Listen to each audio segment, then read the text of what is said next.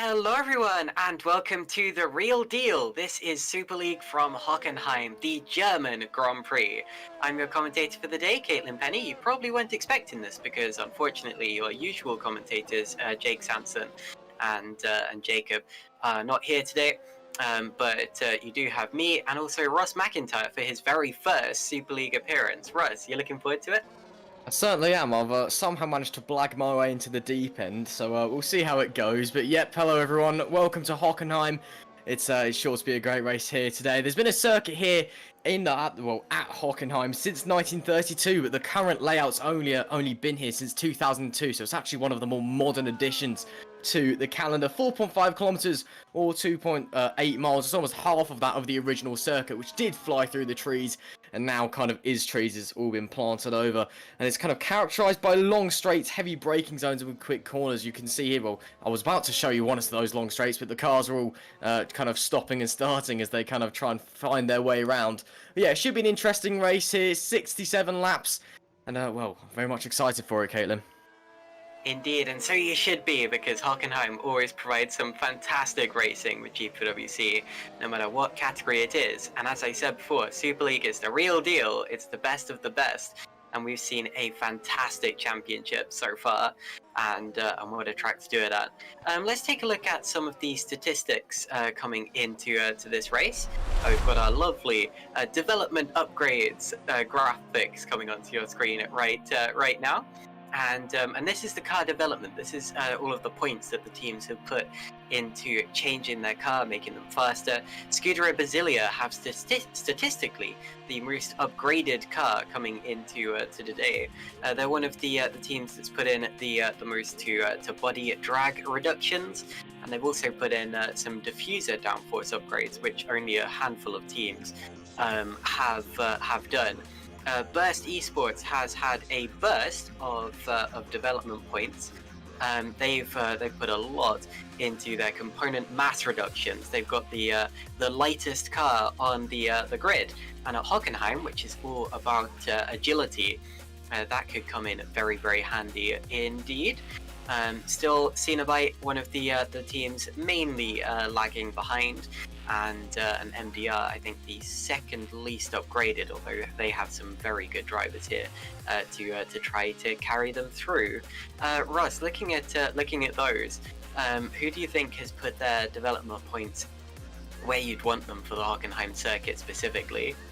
Well, I mean, Burst, you know, not only did they have such a big leap in terms of how much development they've brought into this run, they've gone from basically having the least developed car to one of the most developed cars, in about 2 weeks. So there'll really be something to watch out for. And again, where they've put it in as well, the diffuser downforce and the component mass, that's really going to help out in the agility, as you mentioned. The diffuser downforce as well, the diffuser gives you a lot of downforce, not a lot of drag, so it's really one of those places where you can invest quite a lot into and get quite a lot out from. You can see that across the field, generally the most invested thing into is the diffuser downforce.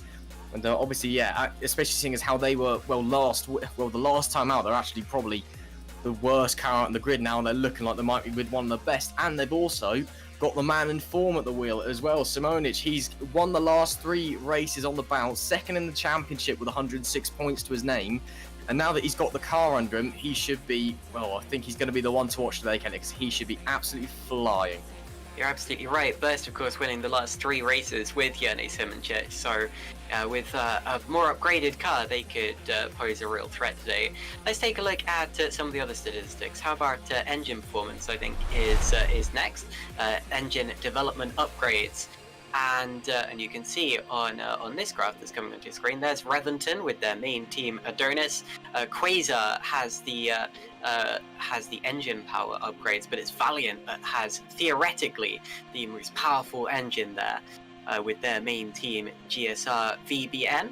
And of course, Hockenheim isn't necessarily a power track, but there are plenty of long straights and punchy acceleration zones, so those are places to look out for. Interesting that Revington's still the only team to have lightened their engine. They're the only team, or the only engine, that has focused on the agility side of things, whereas the other teams have gone with the a very Ferrari-ish route of aerodynamics and agility for people who can't build fast engines.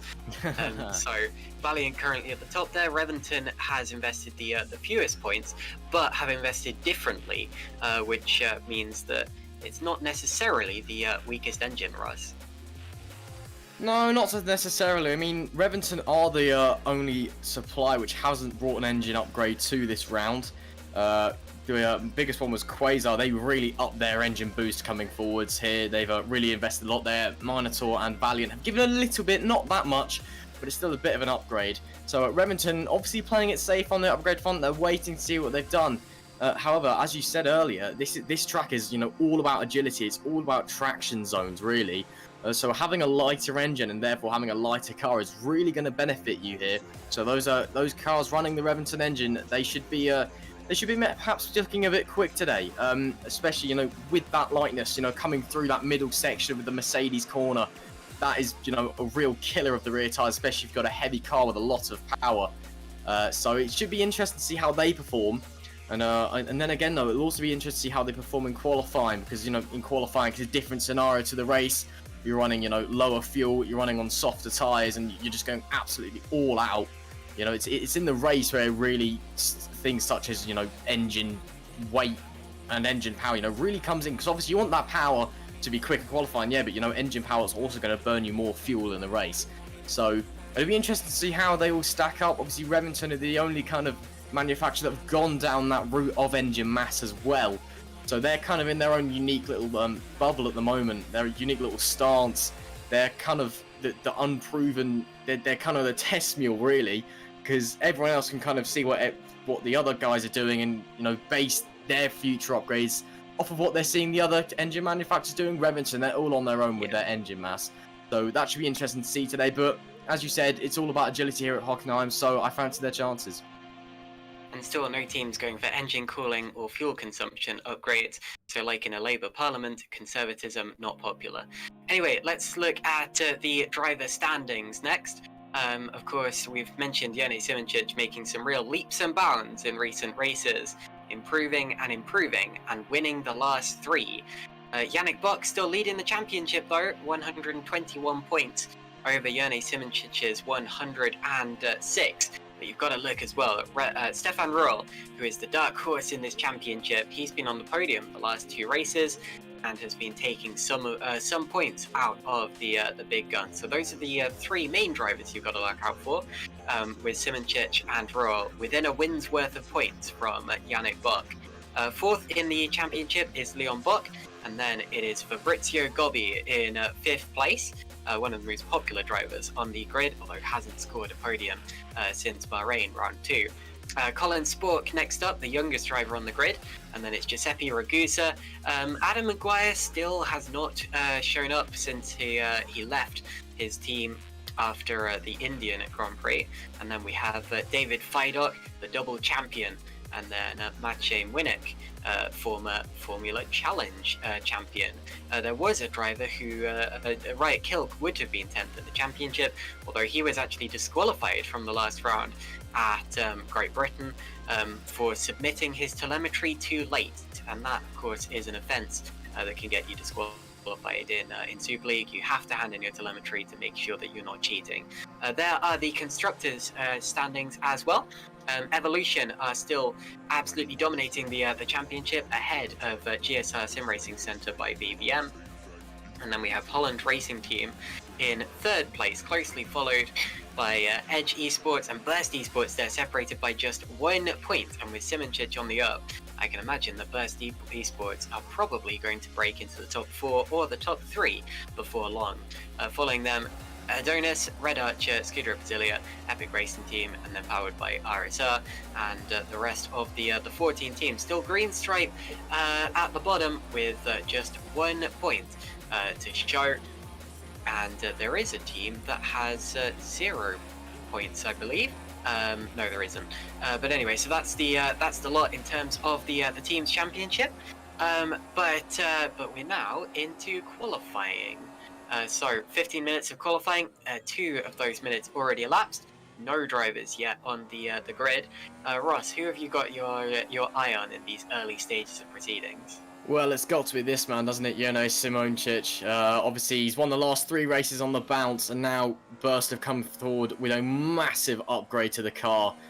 So I think, well, he's really fighting the car through, isn't he? That was some very impressive steering action. You can just see how on the limit he is. Whoa, big slide there as well out of the Mobile 1 corner. He can just fly. He is absolutely flying. We're not even 3 minutes into qualifying yet, and he's already absolutely going pedal to the metal. Just absolutely no. Well, this is quite impressive. I can't quite believe what I'm seeing. He's going so hard this early on in qualifying, and he's only going P11. But my goodness, that was a very aggressive first lap for him. But yeah, he's definitely my man to watch. Obviously, with that upgrade from Burst, it's going to be pretty impressive. It's going to be an impressive package, and I think this track should suit the upgrades that they've brought as well. But ultimately, it's really anybody's game. When we were commentating over the Super Cup just a week ago, honestly, the outcome of that race was really not what we expected at all. Well, it kind of was, but it kind of wasn't. It was all a bit of a shake-up. And well, actually, to be fair, it was a bit of a shake-up that we expected it to rain, and then it didn't rain. And there is no rain scheduled for today, by the way, before any of you get your hopes up at home. But it was a shake-up, and nobody knew what the weather was doing. There was people gambling on weather, people gambling on tyres. People just, it was an amazing event, but no one had a clue what was going on. And there may be a degree of that here today, but I think as well it'll be a bit calmer in terms of, this is the top gun, this is the best of the best. These were the guys who, cool as a cucumber the entire event long. And yeah, so I really have no idea who's going to be on top come the checkered flag at the end of the race. But if I was going to say anybody right now, it would be Simončić. Now, if you were watching the YouTube stream a couple of seconds ago, you'd have got a little bit of nostalgia or maybe deja vu, seeing Liam Duval racing an Adonis car. He is back for what may well be a one-off round, although I think they're going to take it race by race and decide what they're doing.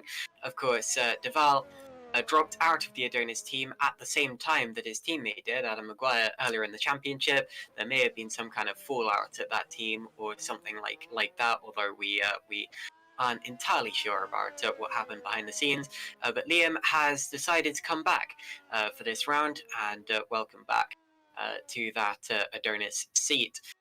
He's a pretty quick driver. Of course, won one of the earlier races of the season. Didn't have much luck in the 3 rounds following that, but I wouldn't be surprised if he can spring a surprise today. Just quickly before the qualifying session gets a little more intense, we do have a couple more driver changes to talk about. Matthew Williams is stepping in for Christian Pascal at MDR. And Michael Francesconi is in his last race for MDR as well. He's announced that he's leaving the team after this race. That was a mutual decision, and Jack Mayer, the team boss of Mayer Downard Racing Team, has said that he's enjoyed working with Francesconi, and it's completely amicable with no hard feelings. Daniel Brewer is racing for Adonis. We don't know how long that's going to last either. That may also be a one-off outing, although he's currently 3rd in this qualifying session, so it would be disappointing if it was. And Alessandro Quinte is racing as a reserve for Ghost Speed. So those are the drivers making uncertain outings, uncertain in terms of their future within their teams. Although we may see them back in the future, and for a couple of those drivers, we will definitely see them back. Irrespective of what team they are driving for. Now, into the final 10 minutes of the qualifying session, let's take a look at Liam Duval racing for Adonis as he completes the 2nd sector of the lap, because this one is looking very, very quick, I'd say, Russ. It certainly is, heading through the Sachs curve now and into the final sector. Got to use the camber of the corners through their 2 advantage to carry your momentum. Don't run that red curve on the outside of the final turn. Duval actually stays well off it. Let's see what the lap time is going to be as he comes to the line. He does improve up to P6, and then he immediately gets put back down to 8th as everyone else goes faster. But it wasn't a bad lap from Liam Duval. Let's just continue riding on board with him into turn 2 and 3. Again, this is one of those traction zones I was talking about at the start of the broadcast. It's coming out of turn 2 and into turn 3, and then the exit of the Mercedes corner as well. Just very awkward, very kind of awkward speed, awkward angle awkward amount of power that you need to get out there. So you've got to be very smooth and careful on the throttle. We've also got to hope that, the grip doesn't give up. You've got to hope you've got enough rear tyres left to get you out there with the maximum performance. And there is this is the other traction I was talking about coming through there as well. It's a very awkward corner, and you've got to get it back across to the left for that next right-hander as well, over the bumps. And now the Mobil 1 curve. This is an absolute flat-out blast in these cars. Look how close Duvall was to the gravel there. Then hard on the brakes, turning in to Sachs curve. Sliding a little bit with the front end, just a bit of understeer. Now again, would he get any closer to that red curve? No, he doesn't, because he's actually coming into the pits this time. But that was a solid, kind of half an actual lap and then half not an actual lap. But it was a decent onboard nonetheless. And Quinte's got a purple first sector under his belt and a green middle sector as well. That was a big wobble on the exit of the Mobil 1 curve, though. Managed to keep it pointing in the same direction as he now heads into the final section. Let's see what his lap time is going to be. It's a 1:12.007, which is currently the pole position time from Spore. As he comes to the line, what is the lap time going to be? Oh, just slower. It's a 1:12.099 with 2 purple sectors, so we know where he needs to improve there, Caitlin.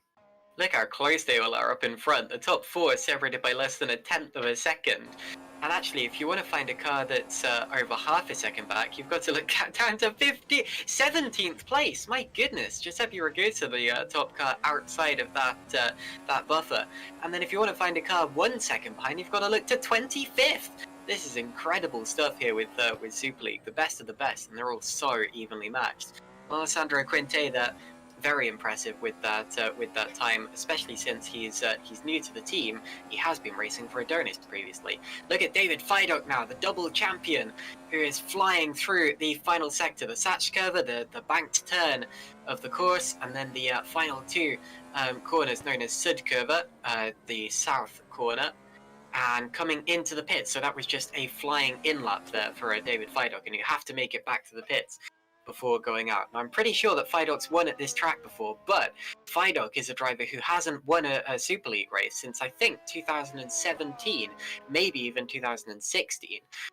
So to see him completely flying there in second position is fantastic stuff. Daniel Brewer, I think, is improving. He was just on the inside of our screen, although he has not improved. My apologies. Colin Sport, meanwhile, improved even more on his last lap. Now only the top 2 are within a 1/10 of a second. And Spork here on course for what I think will be his first Super League pole if he takes it, but we're talking way too soon here because there's still over 5 minutes remaining. Leon Buck now on the screen in the Evolution Motorsports car. Confusingly, of course, the same team as his brother. I'm very glad that the Schumacher brothers never raced for the same team in Formula 1, because that would have really confused people. It was confusing enough having them both on the same podium. But let's watch Leon Buck through the final sectors. Second sector wasn't great. Wouldn't be surprised if he ducks into the pits here and then goes out for one final run. And he does exactly that. So Leon Buck obviously has pace, although hasn't been able to deliver it yet. The same could be said, of course, for Jerne Simoncic, who is also coming into the pits as we talk. Both of those drivers, I wouldn't be surprised to see going faster. In fact, I would be surprised if they didn't go any faster in this session. Here's Florian Gaia there for Epic Racing Team through the final couple of corners of his lap, only 21st so far, and that's not where we would expect Gaia to be. Across the line, oh, still only 20th. Okay, well, maybe that is where we'd expect Gaia to be, although still, of course, plenty of time to improve. And now, Ross, the other box going quicker, Yannick. Indeed, he is. This is the man currently in the lead of the Drivers' Championship. Yannick Bock has got a purple first sector. Let's see what he can do as he heads into the Mercedes corner. Hard on the brakes, turn in a little bit earlier than you'd expect. Get the car pulled back to the left-hand side, run both of those curbs, use the compression and the camber through the corner to drive through, and he's also down in the middle sector, but his middle sector time is marginally up in comparison to his first sector time, so he's on a net gain on this lap, heading through the last 2 corners now, running at the outside curb. He's going to go all the way to the gravel here. Let's see what the lap time is going to be from Yannick Bock. It's a 1:12.118. still not quick enough. He goes to P5. Spork is the only person on track at the moment with a 111, with that 111.972. The ultimate lap record around Hockenheim was set it's a low 111, so they're quite some way off. It was set in 2018 by Sebastian Vettel. It was a 111.212, which is quite fast. The actual lap record is 113.780, which was set by Kimi Räikkönen way back in 2004. And that's right, Kilg also going purple in the first sector. So it seems that the first sector is just getting faster and faster and faster, but then over the remainder of the lap, they're just not finding the grip. And that takes the purple first sector away from Alessandro Quinte, who just completed a lap just half a second, less than half a tenth of a second off Colin Spork there, P2 for Quinte. So the lap time's tumbling as the track gets rubbered in, but it is so close. It's fantastic to see that not only is Colin Spork leading, but no one can quite beat him. They're just missing. And that must be so frustrating for drivers like Quinte to feel like you've put in the perfect lap time and see that you've missed out by half a tenth of a second. It's so close up there. Riot Kilk's probably going to do the same thing here. Let's see as he crosses the line. Oh, it's third. Look at that. We've now got 4 cars once again within a tenth of a second, within 800ths of a second. And this is Super League qualifying for you. We're now into the final 2 minutes of the session. So there won't be any more opportunities for the drivers, or there won't be many more opportunities for the drivers now. Matthew Williams out of the final corner. Where's he going to put his car? Probably right up there as well, as he crosses the line. And Williams, well, he must have dropped off in one of the later sectors, because he only put his car P16. It's incredible that you can set the fastest first sector of anyone and only come across the line P16. David Fiduk now we're watching as he heads up towards the hairpin. I said a stat in the Super Cup broadcast, which people found a little unbelievable, that when drivers break into that hairpin, sometimes their tear ducts shoot tears into their visor in real life, such as the G-force. I still totally believe that fact, and I wouldn't be surprised at all if a Formula 1 driver could verify that. David Fiduk slightly down in the second sector. It's the first sector where everyone's improving, where they're finding time. The second sector appears to be the most difficult one, and honestly, I have no idea why that might be. Let's take a look at the third sector, though. This is the one that could be crucial for David Fiduk across the line.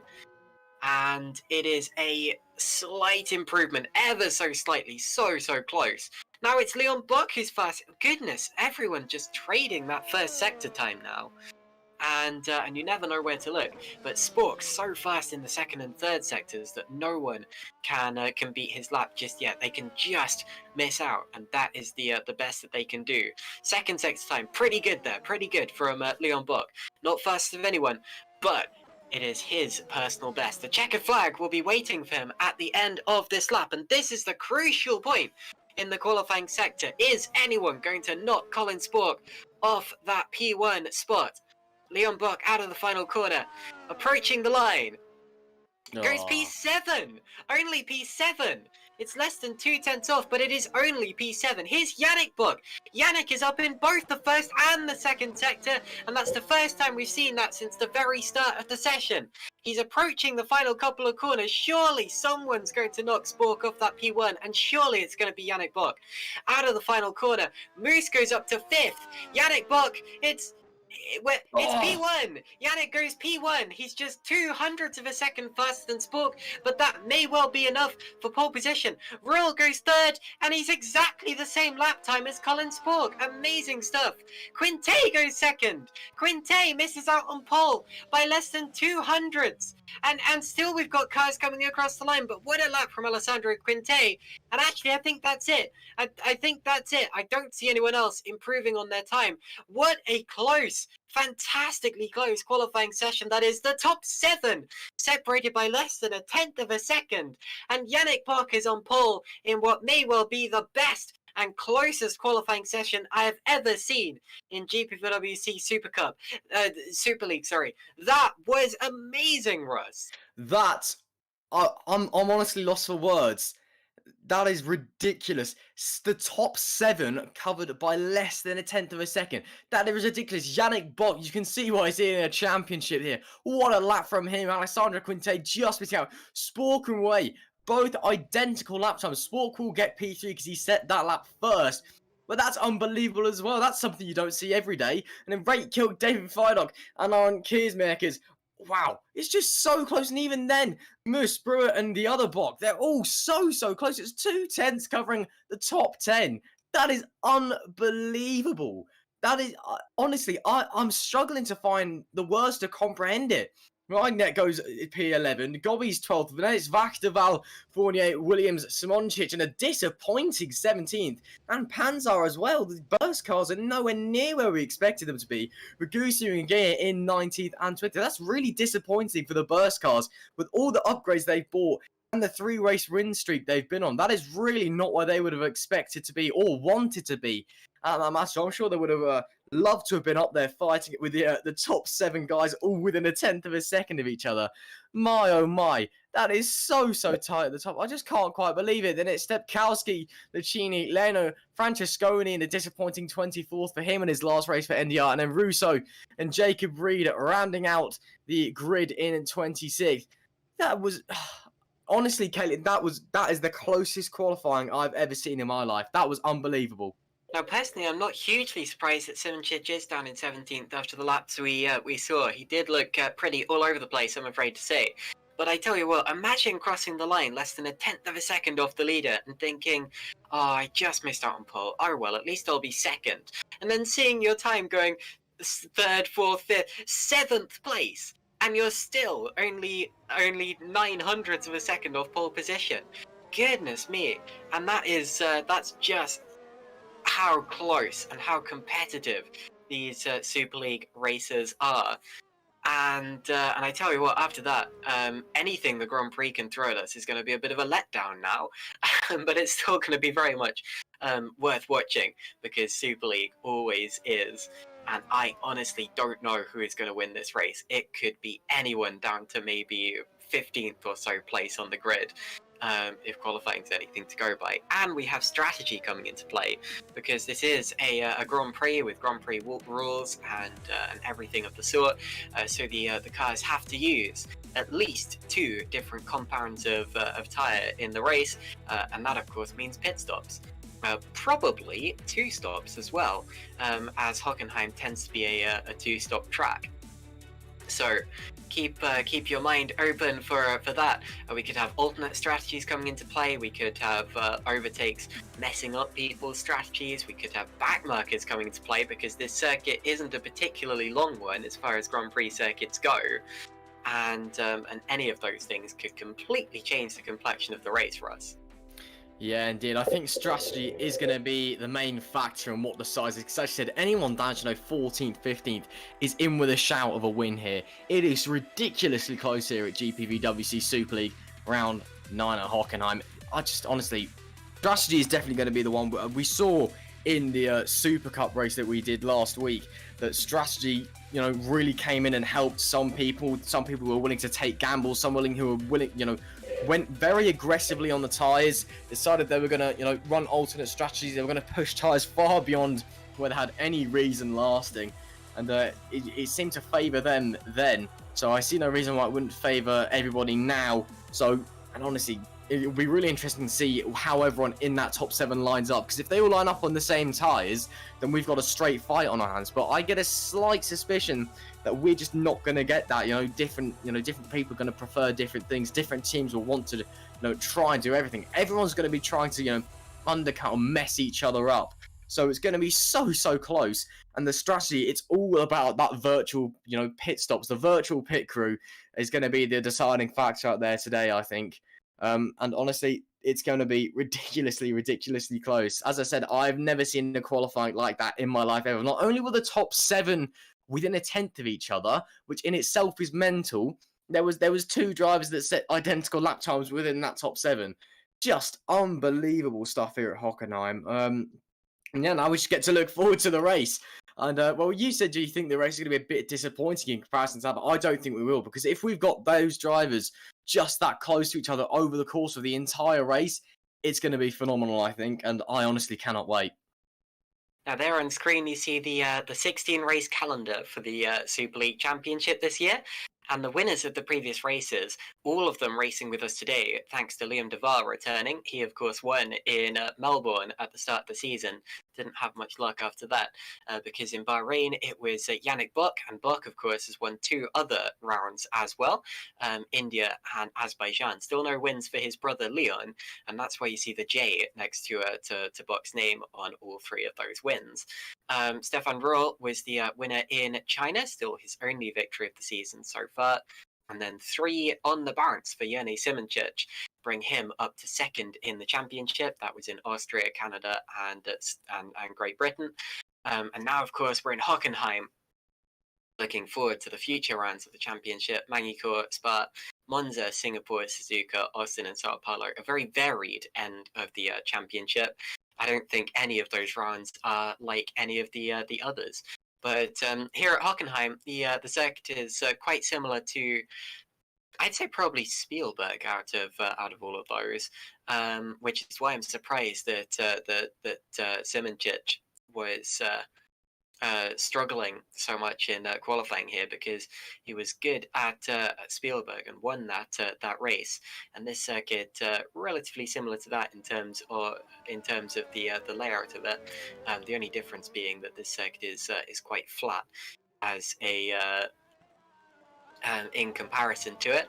You see the Hockenheim track map on the right side of your screen there, and it's a bit of a polarizing circuit, actually, the Hockenheim circuit.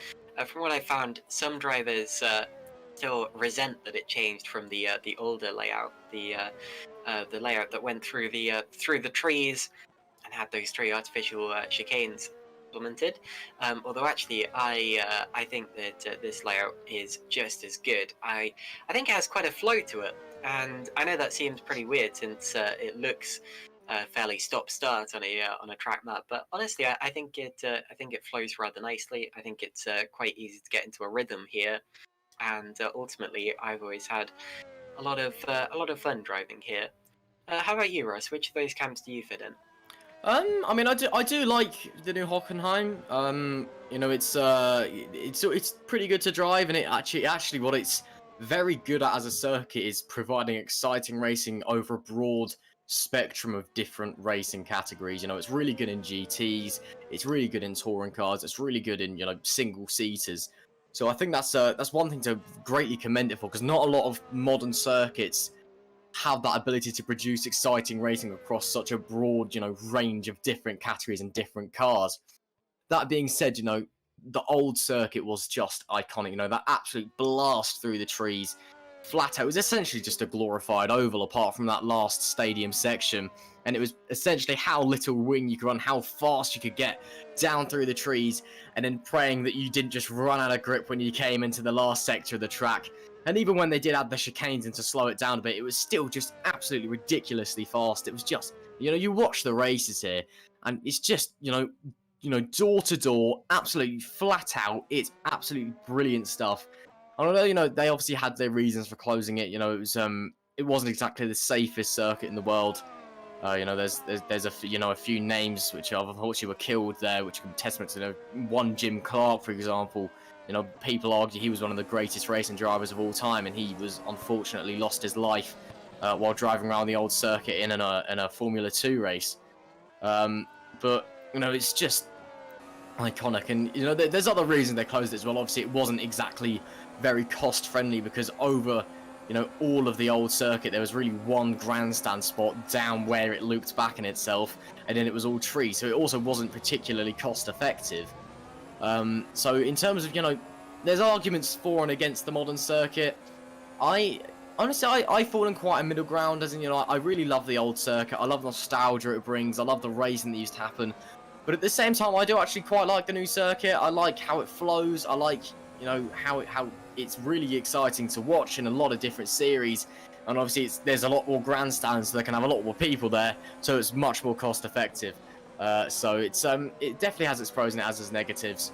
But yeah, I mean, honestly, it's all down to personal opinion at the end of the day. And well, maybe we can help you decide some of that personal opinion with our race, which is going to get underway very, very shortly. And I get the suspicion that it's going to make you love this circuit even more, because if qualifying was anything to go off of, this is going to be one hell of a race.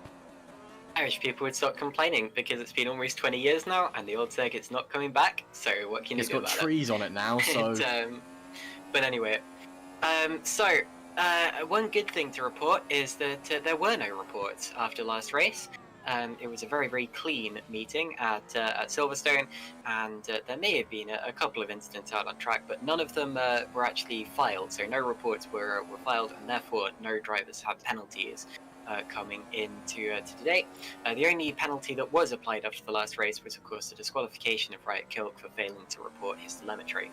And but yeah, even in qualifying, it wasn't just a race where there were no reports filed. Even in qualifying, completely clean, all of the drivers as content with their peers as they can be, and that means as well that the grid order you see now is what you get.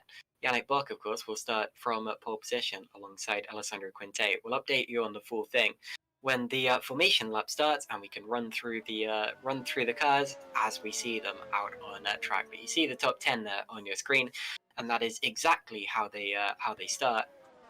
Unless, of course, someone misses the deadline to get their car out on track, or elects to start from the pit lane. Although I don't see why they would do that at this circuit. So the warm-up session is now. The checkered flag is waving, and we're just waiting for the session to tick over to the formation lap for this Grand Prix.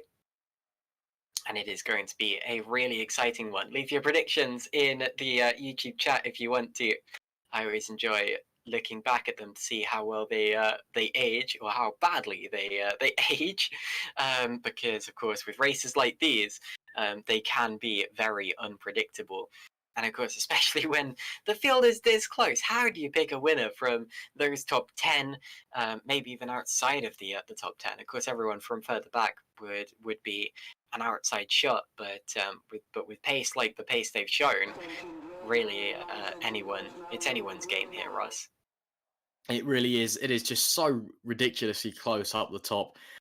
Frankly, this is going to come down to who has the best strategy and who's able to keep it on the road, because there will be accidents when they're this close. As professional as everybody is out there, there will be a coming together at some point. It's a long race. People are going to get tired. People are just going to lose their concentration. And, there will be a coming together. So, frankly, I think it could be determined, by potentially just someone going off the road on their own. Honestly, it's so up in the air. I genuinely think, anyone, down to 15th, 16th could win this race. If you ask me to pick a winner, I'd tell you to go away and leave me alone, because, frankly, there is no hope. The top four, they were the only drivers within the 1 minute 11 lap time kind of zone. So if you had to pick anyone, it would be one of those four. They're the only ones that were in that 1 minute 11 region. So they're obviously the most kind of impressive qualifying out in the grid, as we do head now onto the formation lap. But frankly, it is anybody's game, and we've just got 67 laps to find out who's going to be able to pull it off. So Ross, here's the grid. Yannick Bock will be on pole position alongside Alessandro Quinte, followed of course by Colin Spork and Stefan Rohr. Then it is Riot Kilk and David Feidock, Lauren Kiersmakers and Matthias Moose. Great qualifying for David there. He scored a podium earlier in the season and will be looking for another one. Daniel Brewer is P9, and then it's Leon Bock, teammate and brother to the pole sitter. And it's Maciej Winnick and Fabrizio Gobbi just about missing out on the top 10. Tomasz Vok is P13, and then it's Liam Duval, winner at Melbourne, and Jeffrey Fournier, winner at Melbourne a few years ago, in fact, and P16 is Matthew Williams. Then we have Yoni Simoncic, 3 wins on the bounce. Robin Pansar, so the burst car's not doing well here, I'm afraid to say. Giuseppe Ragusa, and then Florian Gaia. Daniel Stepkovsky, Mirko Lucchini, Giuseppe Leiner, and Michael Francesconi in his last race for MDR. Federico Rosso is P25, and then Jacob Reed rounds out the grid in the Scuderia Basilia car as they head around to the end of this formation lap. This is great stuff. Very, very tense. Very, very exciting. And Super League is about to kick off for 67 laps at the Hockenheim circuit. Talking of other drivers who have done very well to be up near the front, Yannick Buck, of course, looked as if he was coming under threat for his championship lead, and that pole position will give him a boost of confidence and a burst of energy. Alessandro Quinte in second. Mainly a Super League Lights driver has stepped up to Super League as a reserve for this round, so finding himself on the front row of the grid is a burst of energy. Same goes for Colin Spork, youngest driver on the grid. Actually, Ross and I are one of the youngest commentary teams in Super League history, but Spork is younger than both of us, showing his immense maturity for his age. That somehow makes me feel old. Yeah, and me even older, but anyway. Jacob Reed now coming to the back of the grid. Watch for the 5 red lights at the front of the field. When they come on, the engine revs will rise and the drivers will prepare to get going for 67 laps of the Hockenheim circuit. The lights are going to go out and it's go! It's go! The wheels spin and Yannick Bock leads towards turn 1. Quinte still on his inside though. He may not give up. He has to give up because Bock takes the lead. Spork on the outside line. They touch, heading down to turn 2. They both just about get away with it, but it looked as if someone was going to go off. Towards the back of the field, it's not clean. Flo Gaia's in the wall, I'm afraid to say. So there's been an accident out of turn 1. Flo Gaia, the first driver affected, he's missing his front wing. Now we're heading up towards the hairpin. And still it's Yannick Bock leading, but Quinte slipstreaming. And Stefan Roth up to third. Roth up to third, looking for second. He's on the inside. Wide goes Quinte, has to provide room. Roth still there, but doesn't get the run out of the corner. Leon Bock gained positions further back, but is now losing them again. Royal going for second once again, down into the Mercedes arena and backs out of it. And those are your top 3. Bock, Quinte and Royal appear to have settled for the time being, but maybe won't before the end of this lap race. Indeed, pretty hectic opening. There was a bit of a mess going on in the background as well, out of the hairpin. But apart from that one incident at the first corner, it looks like we're all reasonably clean. Here's Keersmakers up to P7, Rao now up to P3 as well. Bock using the chaos behind him to try and run away. Simoncic's gone backwards on the first lap. He's down to 19. This is the man who's won the last 3 races in a row, and he's in P19 with a car full of upgrades. This is a disaster for Burst Esports. And Yannick Bock is going to be laughing all the way to the bank, because as it stands, his main championship rival is going to walk away with absolutely nothing here. And well, this is just not how Burst wanted this weekend, or this Thursday night to go, rather, should I say. There's David Fiddock up to in P8, and he's gone backwards as well. There's been a bit of shuffling around at the front of the pack, but nothing too drastic. And into the hairpin on lap 2 we go. Leon Bock maybe was thinking about having a look there on Mus, but decided against it. And you can just see it's already becoming a bit of a train. Everyone's pace is so similar that no one's going to be able to quite make the overtakes. It's just who's brave, who's going to make mistakes, who will get the DRS later on as well. Honestly, this is going to be one very, very close race the entire way round.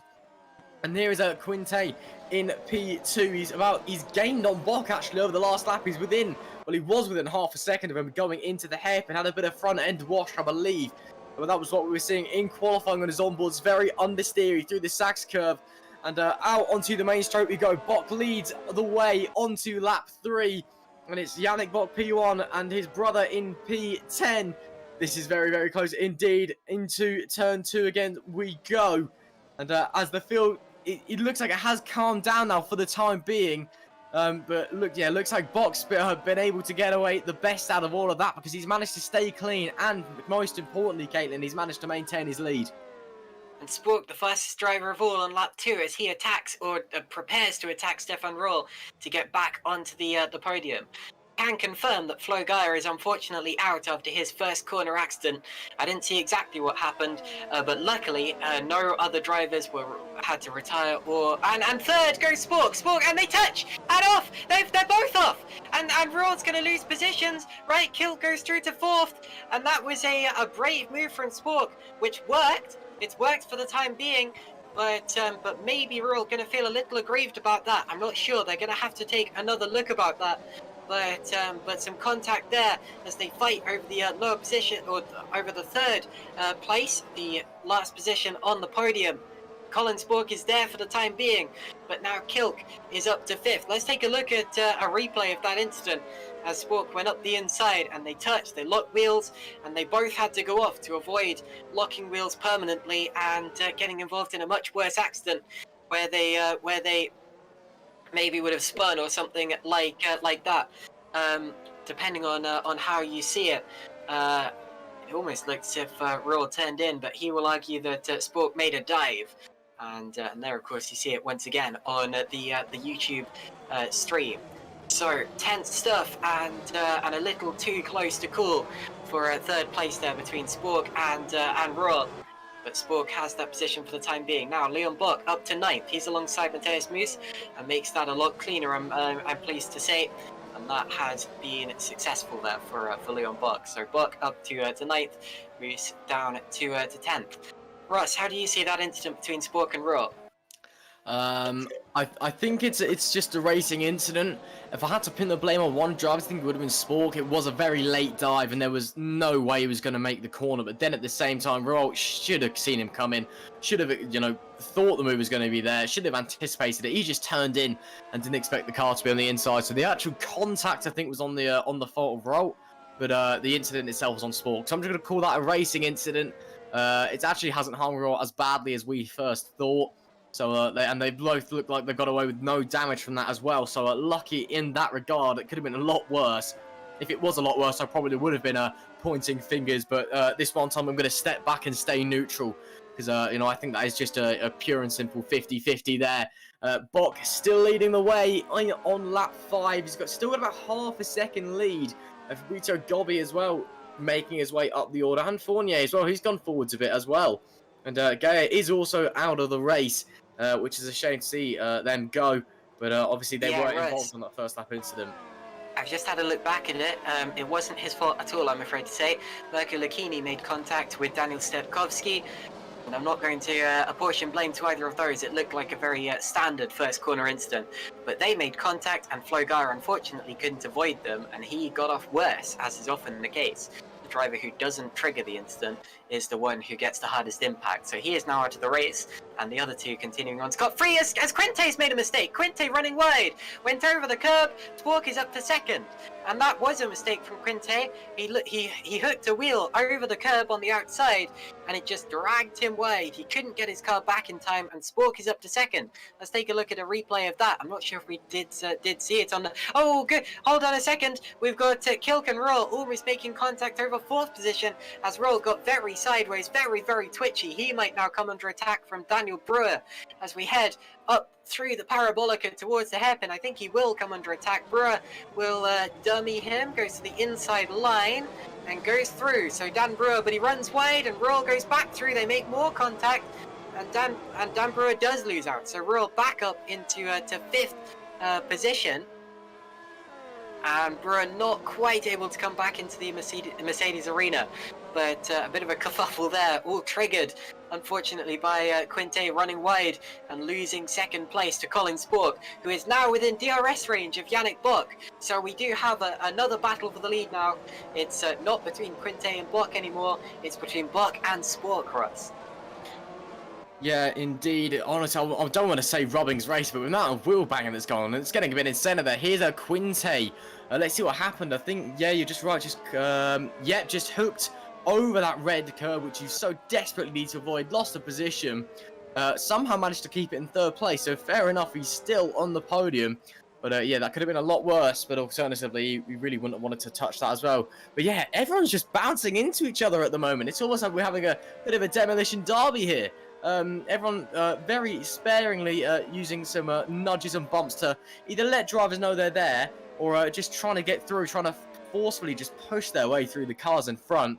And we can see here again, Finnop going for a very late dive down the inside. He's not going to be able to pull it off, but he will on the exit. He might be able to get the traction out of the exit. No, he won't. He's certainly in the slipstream though, and he's all over the back of Keersmakers, and he's going to have a look onto the inside into Mercedes. Maybe no, he does not, but he is looking. He's got the pace. He's just waiting for the opportunity to present itself.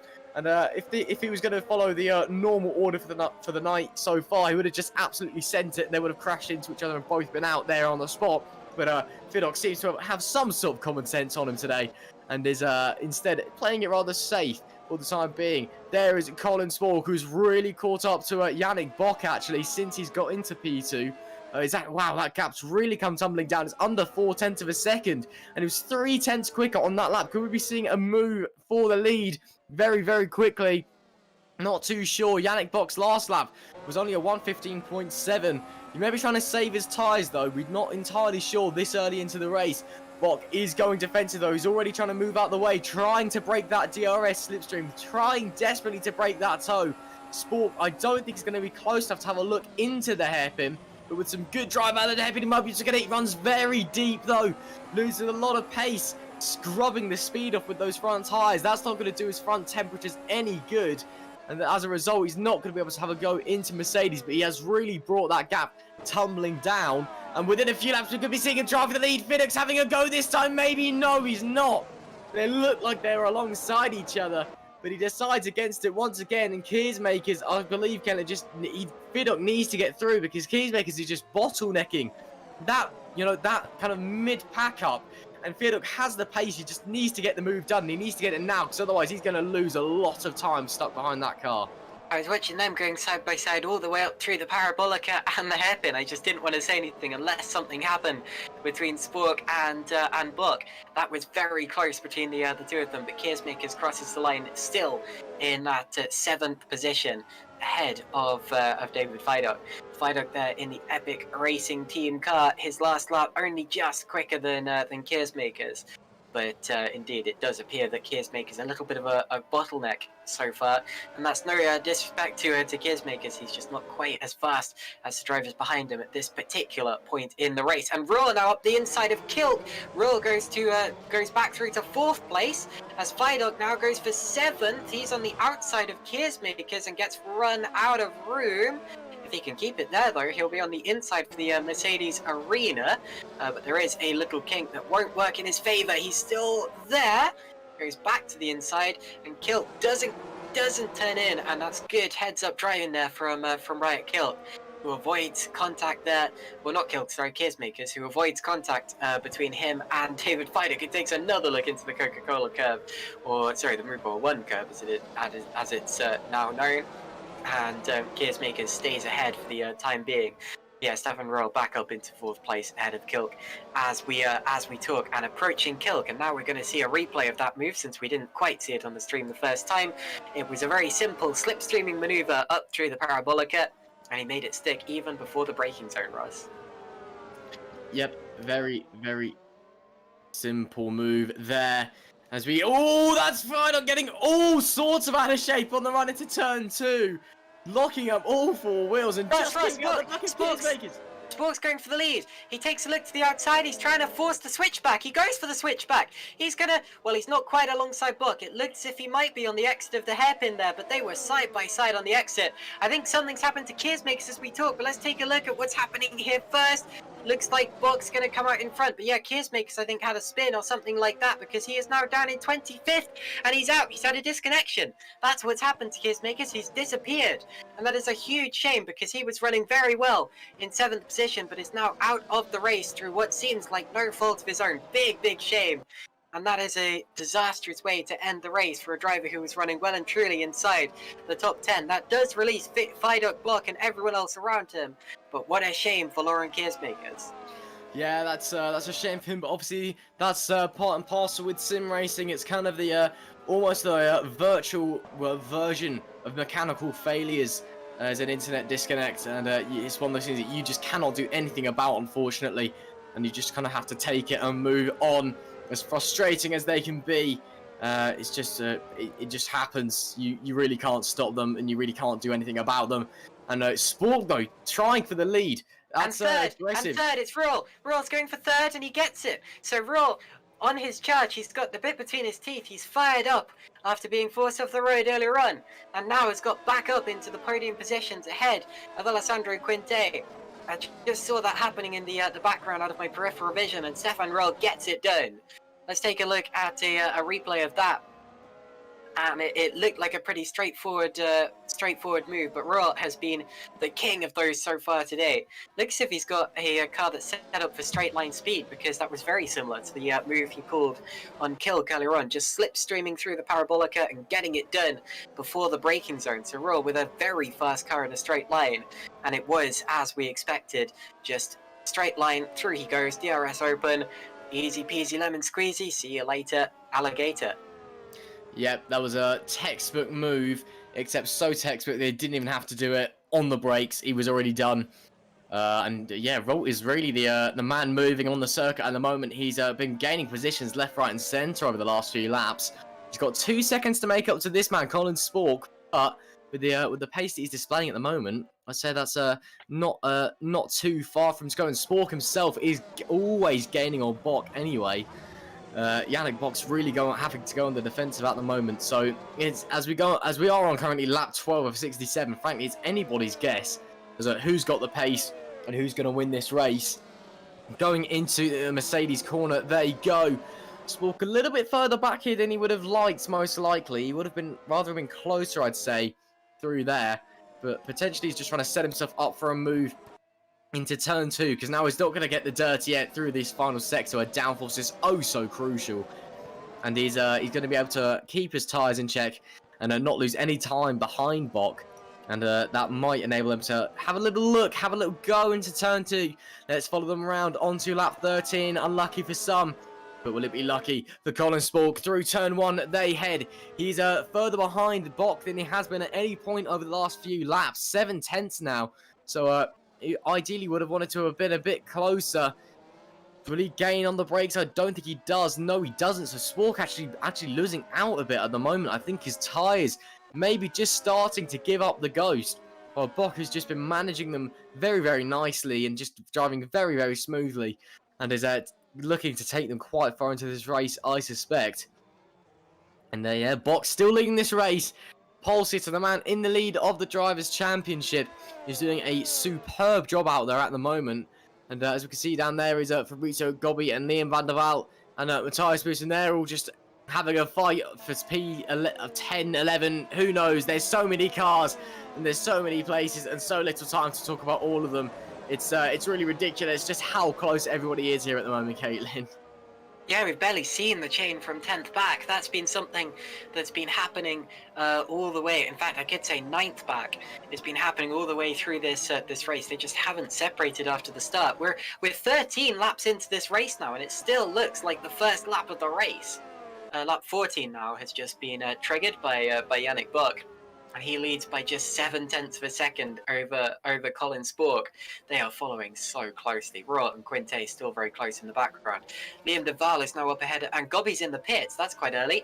Gobbi in the pits. It doesn't look like that's accident damage or anything like that. He's just going for an early stop onto medium tyres. Definitely a 2-stop for Fabrizio there. I'm expecting a 2-stop strategy for a lot of the other guys as well. So keep your eye out for drivers ducking into the pits in the next few laps. Gobbi's shown us that the pit window is about to open if it's not already open. Yannick Bok still leading from Spork as they head into the towards the final sector of another lap. Which of these drivers is going to pit first, I wonder, and will they benefit from it? Will the switchback, the undercut rather, be more effective than the overcut?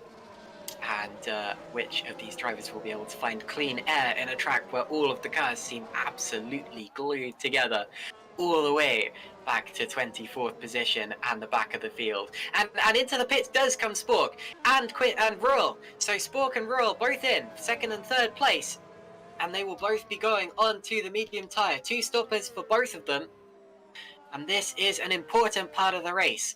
Quinte now has clean air for the first time in a long time, and will be making the most of it. Spork does not change onto mediums. He stays soft. So Spork going soft, medium, it seems. Just demonstrating that he is absolutely going for a 2-stopper strategy. And Roll does go medium. So Roll will probably drop back from Spork. Actually, both of them have come out in traffic here, meaning that's probably going to help out Raw more than Spork is. Spork's going to have to use those soft tyres to get past Giuseppe Lino on track. He's going to do that here down towards, or up towards the hairpin. He's on the outside line and makes the move stick. So Spork goes through into 14th position, but that will have cost him a little bit of time. And that little bit of time is going to be crucial in a race such as this. Quinte will be smiling behind his visor. Now, will Buck or Quinte pit on this time around? Buck is going to stay out. Quinte will probably do the same because he's got clean air and he's going to be making the most of it. It's the first time he's had clean air all race, so he does make the most of it. They both stay out, as does Kilk and as does Brewer. But anyway, the race getting very exciting, very tense. I briefly saw a front wing lying on the pit exit. So I'm just checking to see if any of these drivers are by any chance missing a front wing, or whether they've already repaired that. Drivers are ducking into the pit lane. It looks as if whoever it was, they've already repaired it.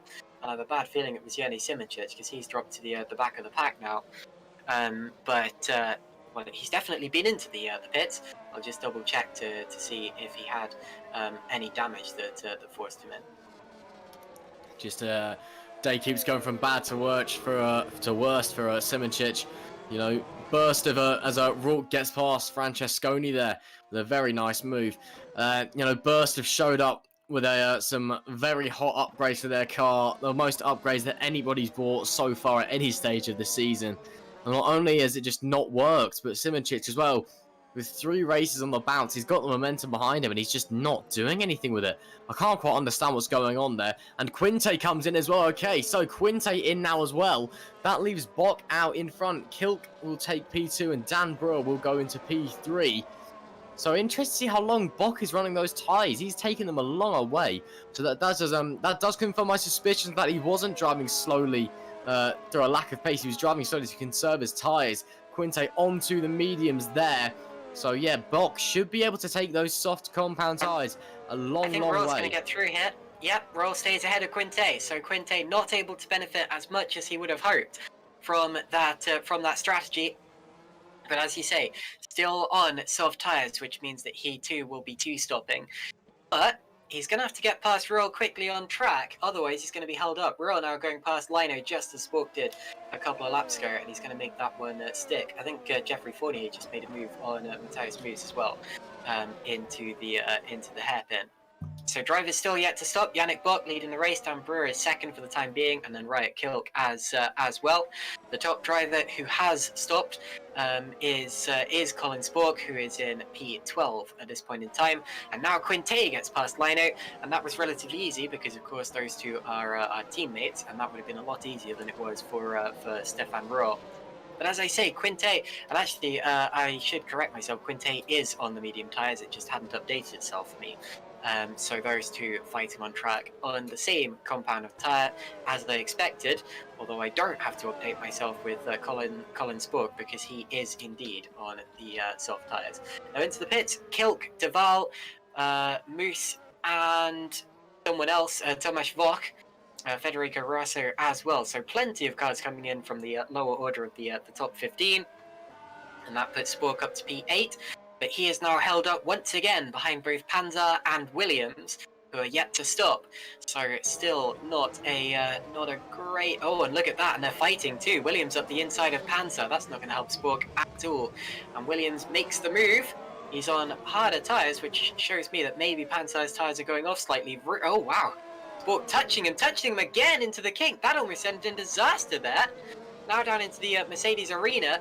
Spork getting very impatient, and who can blame him? And getting very held up, because not only did those two fight all the way through that sector, but they did not allow Spork to get through. So Spork still stuck behind these two, not slow moving cars, but much slower than Spork would have liked, allowing Rohr to stick with him despite the alternate strategy, Russ. And this Bock, is the leader is Bock in. coming in. Yeah, so Yannick Bock into the pits from the lead of the race. Both Bocks are in. Yeah, both Bocks. So the Bock brothers coming in. Yannick's onto the medium tyres. I assume it would be the same thing for his teammate and brother Leon as well. But yeah, the pit window is now absolutely wide open. And this is where we see who's doing what. See, the guys who are on the mediums now will be surely going onto the softs at the end of the race for a quick blast. And they'll be supremely quick on those soft tyres. But the question is will they have anybody to use them on? Because by that point, the race may be well and truly settled. Oh! And Roll with a big half spin there on the way into the hairpin. And Bock has just stayed ahead of him as well. So Spork now is Spork's jump Bock. So Spork is now in the lead of the race. And then Bock almost lost out there to Roll as well. Because Roll would have got past were it not for that massive lockup and half spin. So, absolute chaos here at Hockenheim. I've got no idea how this has happened, but somehow Colin Spork is leading this race. Now, I'm surprised by that because, yes, I mean, he's on the soft tyre, and yes, he's been pushing on those soft tyres, but he's been held up behind Williams and behind other drivers this whole time. And he's not just jumped Buck, he's got 2 seconds ahead of him. Now, I still think that Buck has a strategic advantage in this race because, of course, Buck is on the mediums, as meanwhile, I think Francesconi, is he in the pits or has he made a mistake? He's in the pits, sorry. So Michael Francesconi in that MDR car. Spork's now about to pass Williams on track, needs to get this done now. He's been stuck behind him for way too long, and that looks like it's going to be done before the hairpin. Yannick Buck will get through in a couple of laps time unless Williams pits before he needs to. But yeah, even though I think Buck may well still have the strategic advantage in this race, I'm a little surprised that Spork's got through, and Spork may well now lead the race in the effective order as well.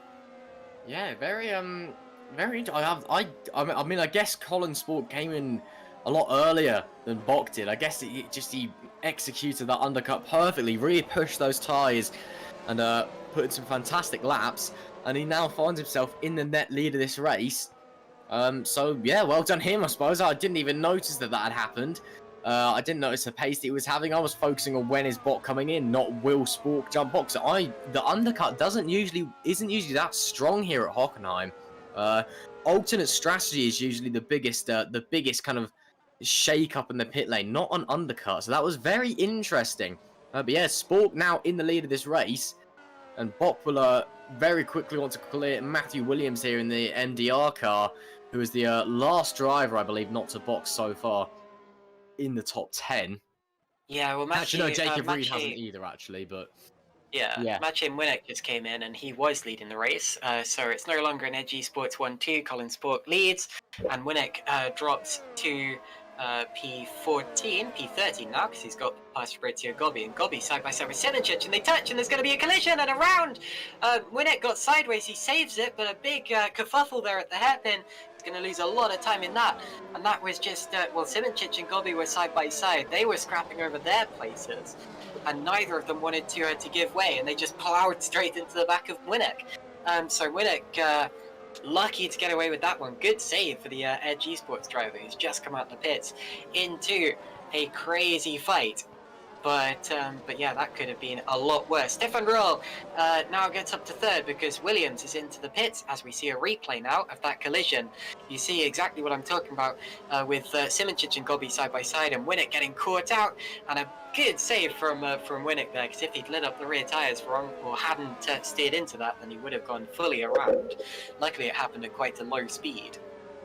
But anyway, so it's now a Sport leading from Buck and Ruhl, and that's the order, with Winnick having stopped, and Winnick incidentally went on to another set of mediums, so he is still going to have to stop again, and he's now going to make a move on Jacob Reed. But as we speak, Kilk went past Lino, so Kilk is up into P5 on the road, so plenty still kicking off in this very strategic race.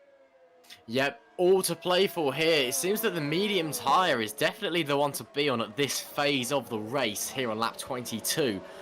But, you know, as I said, that's only lap 22. There's still 67 to go. We're not quite a third distance in. So there is so many things to consider with what's going on here. And as yep, Spork somehow leading this race, we have no idea. Just harking back to that incident a moment ago, I was surprised that they got in the incident, because just ahead of them there were 4 wide momentarily and they didn't crash, but somehow the ones who are 3 wide did. I'm not quite sure how that happened either, but I will let it slide. And Brewer will be wanting to clear Giuseppe Leno very, very quickly as well into turn 1. This is a corner that you need to get right every single time, because if you don't quite get it, it will absolutely spit you out into that outside wall. It's happened to many a real racing driver, many a virtual racing driver, and I'm surprised it hasn't happened more often here overall in GPVWC over the races we've had here at Hockenheim. I've not seen barely any crashes there at the exit of turn 1, and that is Daniel Brewer with the DRS. That is as easy as you like down the inside of Giuseppe Leno, and that is a move that he needed to get done very quickly, and he has got done very quickly. Up to P6 goes the Adonis Engineering driver. There is Jeffrey Fournier trying to find his way around Giuseppe Ragusa. Just not quite seeing how he's going to get through. Just the way that this race seems to be going is that you just hang around and you wait for the opportunity to present itself. Because everyone is so similarly paced. Remember in qualifying, it was ridiculously close. Everyone is so similarly paced on race pace that it's almost like you've just got to sit around and wait for the drivers in front of you to make the mistake. And that is when you pounce. Because otherwise, you're just going to leave yourself hang out to dry. And you're going to be losing positions. It's a bit of an odd strategy to be racing with, as there we can see Lena coming into the pits and very nearly Finnock taking out a chunk of his rear wing, because I don't think he was expecting such a sudden turn into the pit lane. David Finnock up to P7 there. Leon Bock as well up to P8. He's having a pretty good race so far. That's 2 position gained for Leon so far this race. And a Duval as well in P9. There are a couple of very impressive performances so far in this event. And, well, it's only lap 24, so still plenty of the race to go here. And, yeah, Duval maybe trying to have a look on Leon Bock. And Leon Bock also having a look on David Finnock. And Leon Bock is going down the inside of David. There's contact between Finnock and Duval. And I think it will be Bock holding the way, maybe. And, yep, it is Bock. So Bock gets the move done on Finnock. Oh, and Finnock's trying to switch back maneuver down the inside line. Almost touching wheels there. That was as close as you like. Duval maybe trying to capitalise on this. No, so it will be Bock taking P7 from David Finnock. That was some fantastic racing there. And Leon Bock continues his march forward. He's now P7. And, well, he's now going to set his sights on Daniel Brewer in P6. Now, Ross, considering Colin Spork was one of the first drivers to stop, and he went from a set of softs onto another set of softs, do you reckon that he's going for a 3-stopper here? Now that you mention it, I don't know. That is a possibility. 3-stoppers aren't really a thing nowadays, both in motorsport and sim racing. You don't really try that. But if the regular strategy is a 2-stopper, then the 3-stop strategy could be worth. I mean, he's currently lapping up 2.5 tenths a lap quicker than Yannick Bock. He's got a 3-second gap. If he wasn't a 3-stop, I don't think he'd be able to pull it off, because he's currently not displaying the pace required to make it work. You see, that's what I alluded to earlier when I said that I think Bock still has strategic advantage, because Bock is going to have to do some insane tyre saving to make this 2-stopper work, if he is indeed planning a 2-stopper. And if he is, he may even have to use the hard tyre in the later stages, which we know is not a very good tyre. And of course, if he is going for a 3-stopper, then he's going to have to really maximize these soft tires, which he doesn't appear to be doing at this point in time. Because yes, he is the fastest driver on track, or second fastest driver on that last lap, with Quinte going ever so slightly faster. But he's not pulling away by enough to make that 3-stopper work, especially since he would have to pass them on track. So he would probably still be on for maybe 4th, maybe 5th, but I would be surprised to see him on the podium after a 3-stop strategy, unless other drivers are going for the same thing and we just haven't detected it yet. But a good thing about this race is that we still have another pit stop stage, another pit window to look forward to, and potentially for some drivers, 2 more pit windows, which could make the race even more exciting than it already is, and even less predictable. Yeah, it's just when the next window opens, really. Who comes in when, for what tyres, who then uses those tyres the best on their outlaps on the fresh rubber. Because, well, that's how Spork seemingly benefited into the lead. On the soft tyres, was able to gain a slight advantage while Yannick Bock was still out on those old softs. And jumped him with an undercut. So it'll be interesting to see how it all plays out. Still plenty of time left until that pit window, though. So we can all formulate away in our minds and then get proven wrong in about 10, 15 laps time. And on board with David Fiddup in the top right, who's all over the back of Leon Bock at the moment, but just unable to make the move appear. And Stefan Rowe is trying to chase down Yannick Bock, the two Bock brothers, of course, both currently being the hunted in their battles respectively.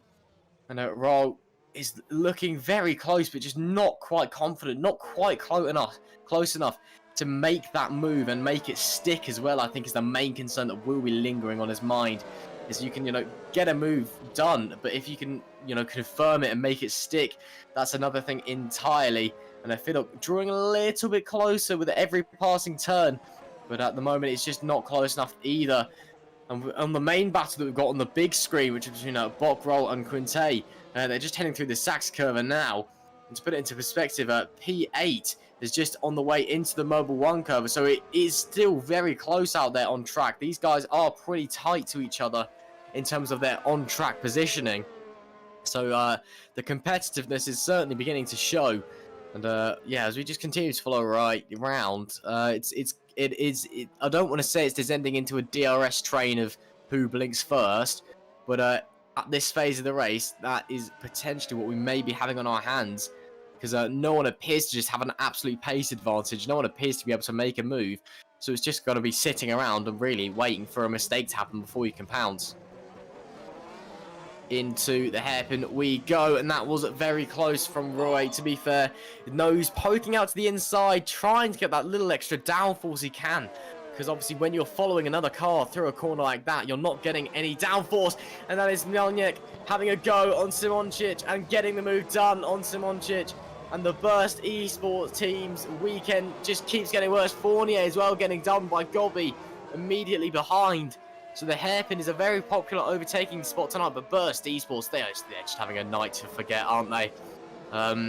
All their upgrades are just not working. Their driver is on 3 on the bounce, is struggling out there. And they are, well, when I went into this race, I was saying that they were the team to watch out for, and now they're the team to look away from, because it has been a pretty abysmal performance so far.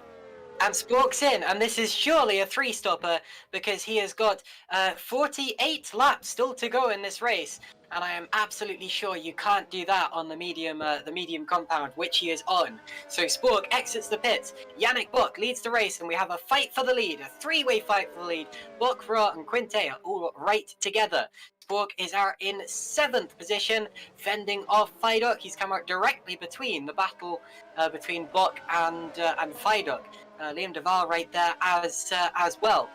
And if this is going to work for Spork, he has got to absolutely fly now. And I think he's probably going to go on to another set of softs when he pits, depending on how long he makes these mediums last.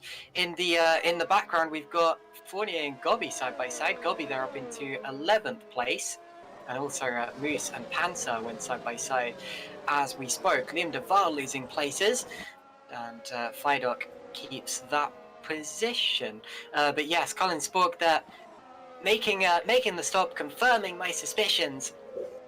And that is what I was alluding to when I said that Yannick Bock has a strategic advantage, because even if Spock's strategy might be faster on paper, that would of course require for there not to be any other cars on the circuit, and now he's got to make overtakes. We know that Spock can. That wasn't the first time he's led a race. He of course did also lead in Australia, ended up 2nd on that day. We know that he can score podiums because he scored 3.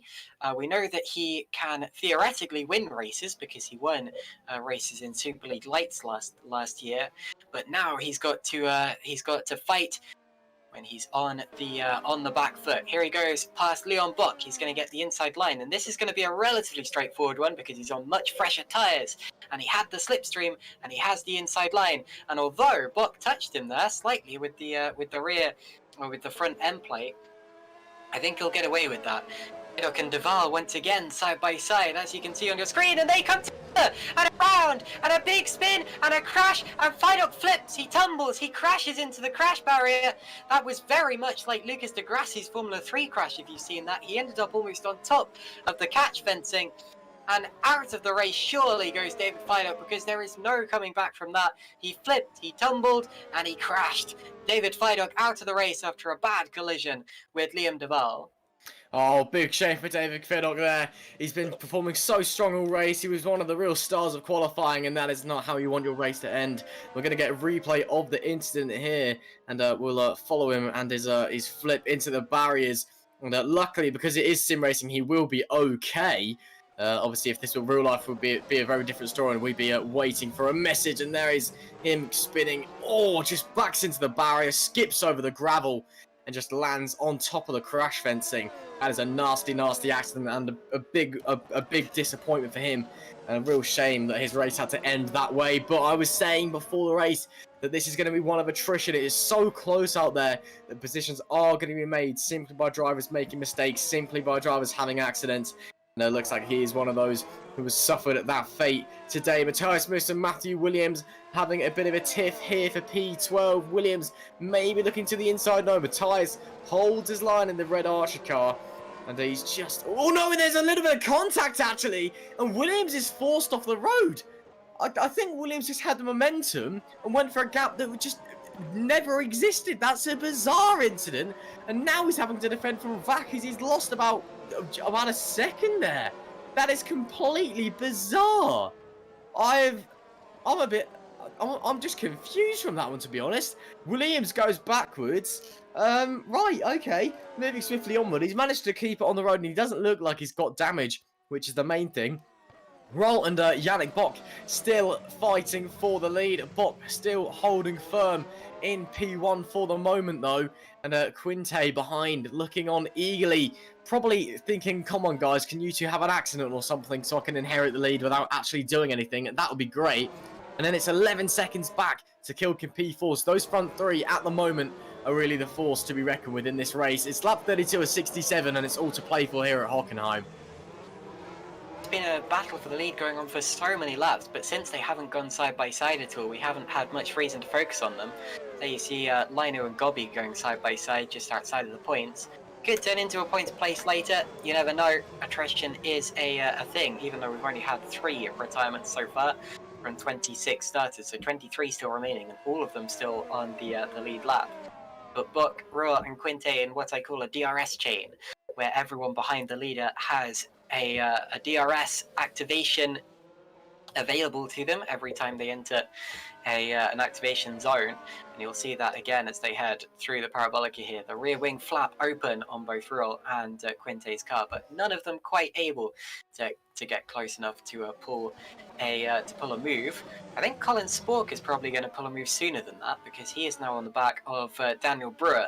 He has DRS, and remember, fresher tyres and an imperative to push. So I think Spork is probably more likely to make a move sooner.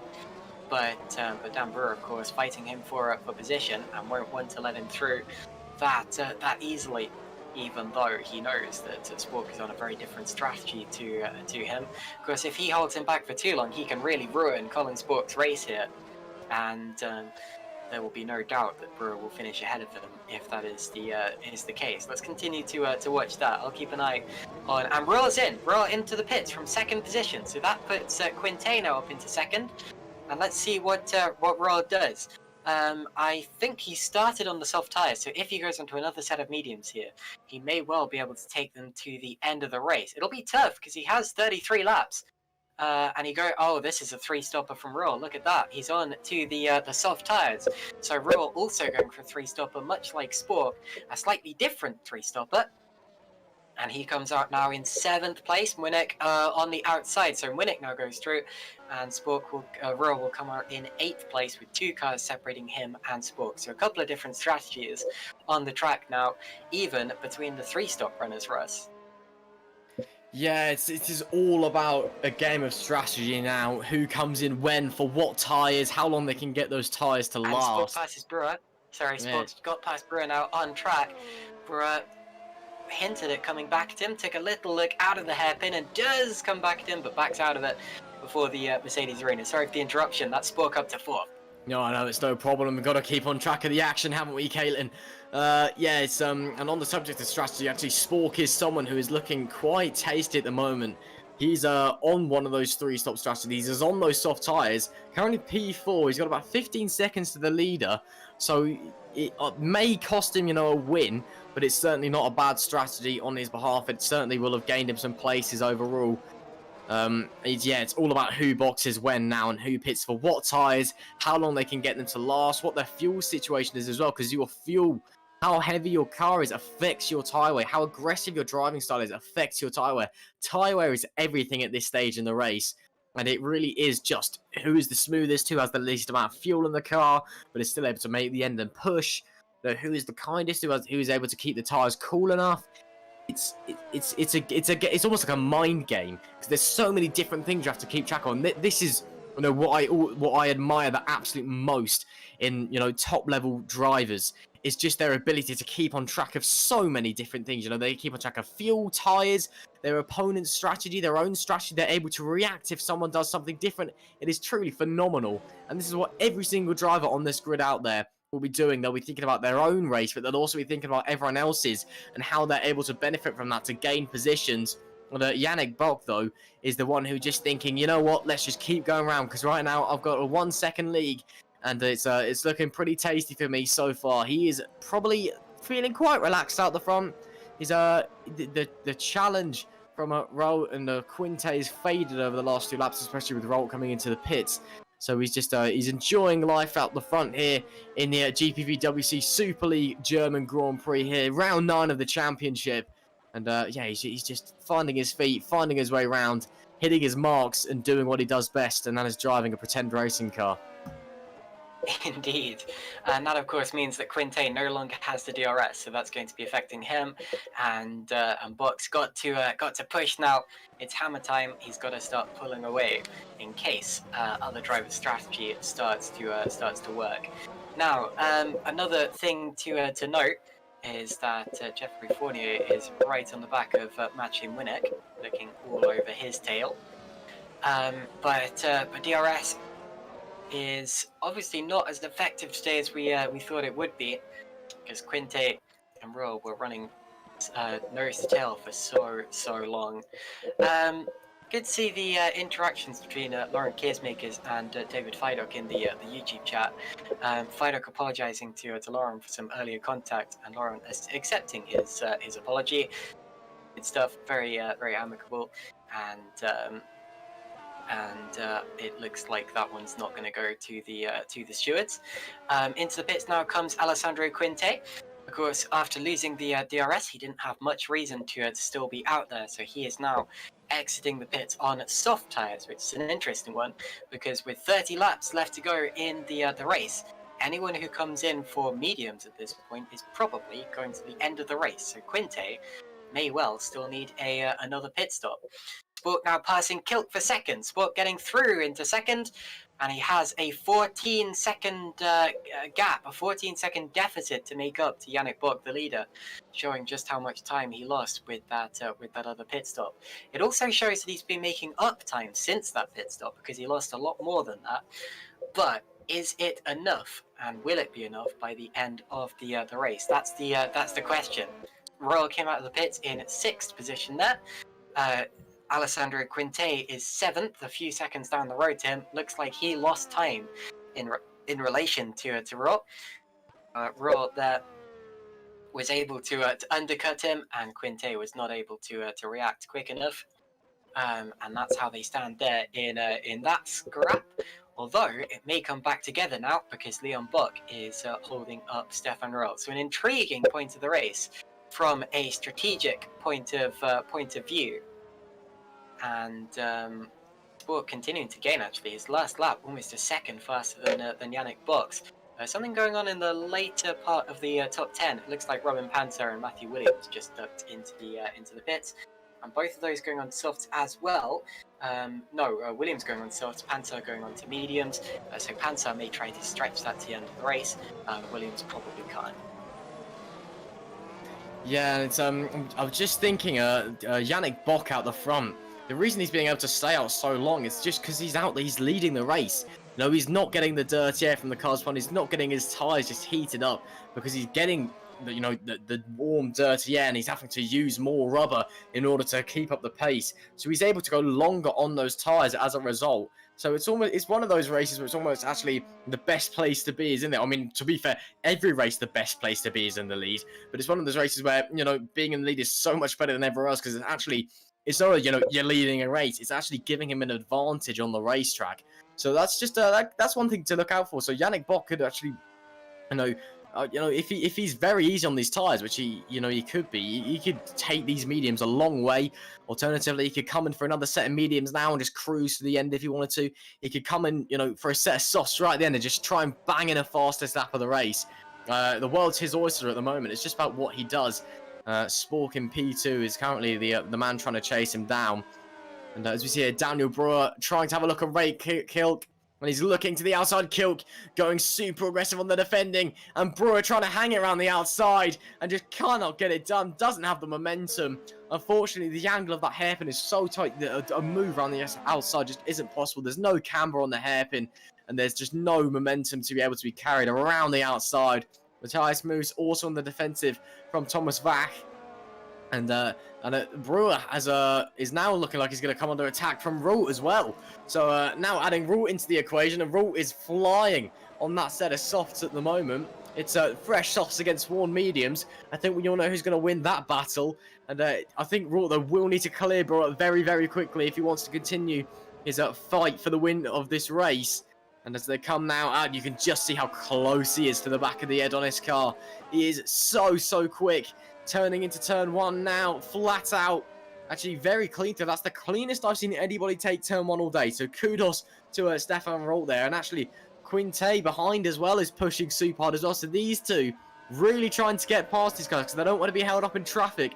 Because every moment they're stuck behind these guys is another moment that Yannick Bock increases his grip on what is likely to be a race win. Here he goes, roll to the inside of Brewer now and gets through into the corner. Quinte not able to come with him. Now Quinte got past Leon Bock in exactly that same way a lap ago and set the fastest lap of the race the lap before that. So as you say, Quinte absolutely flying now, and he's going to come past Dan Brewer if he can. He's on the inside. Brewer doesn't see him in time. They have a very light contact, and Quinte goes through. Great move from Quinte, actually. That was very brave. He knew he had to do it there.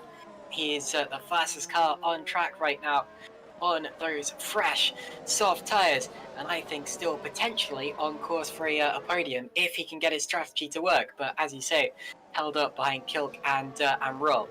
Out of the final corner they come, and Roll now needs to start setting up Kilk for a move. Roll also being held up by Riot Kilk, who's doing a good job fending off these two. Dan Brewer into the pits from 6th position, and he will be dropping back. And we'll see what set of tyres he goes on to as we continue to watch the leaders. Brewer's on soft tyres, and we'll have to run them 26 laps if he's going to make it to the end, which is going to be tough. Now Kilk is defending, Roll to the outside, and Quinte is going to be there as well. They're not quite going to be 3 wide, but they might both get past Kilk. Around the outside, a lot of traction. Roll's got it. What about Quinte? Quinte's still there. Need to make sure they don't bang wheels like Deval and Fiduk did. And that is a great opportunistic piece of driving from Alessandro Quinte. And Kilk drops 2 positions in as many corners. So it's now Bock leading from Spork, then Vrul, Quinte and Kilk, your top 5, with Bock catching, and that's how they stand, Russ. Yep. At this stage of the race, I'm going to touch wood and say not yet, but currently, if I had to predict a winner now, it would be Yannick Bock. He's the one in control of this race. He's the one who's basically orchestrating it. All depends on what he does, really. And he's leading. He's the one who's seen what everyone else is doing. He's the one whose tyres have got the best life in them.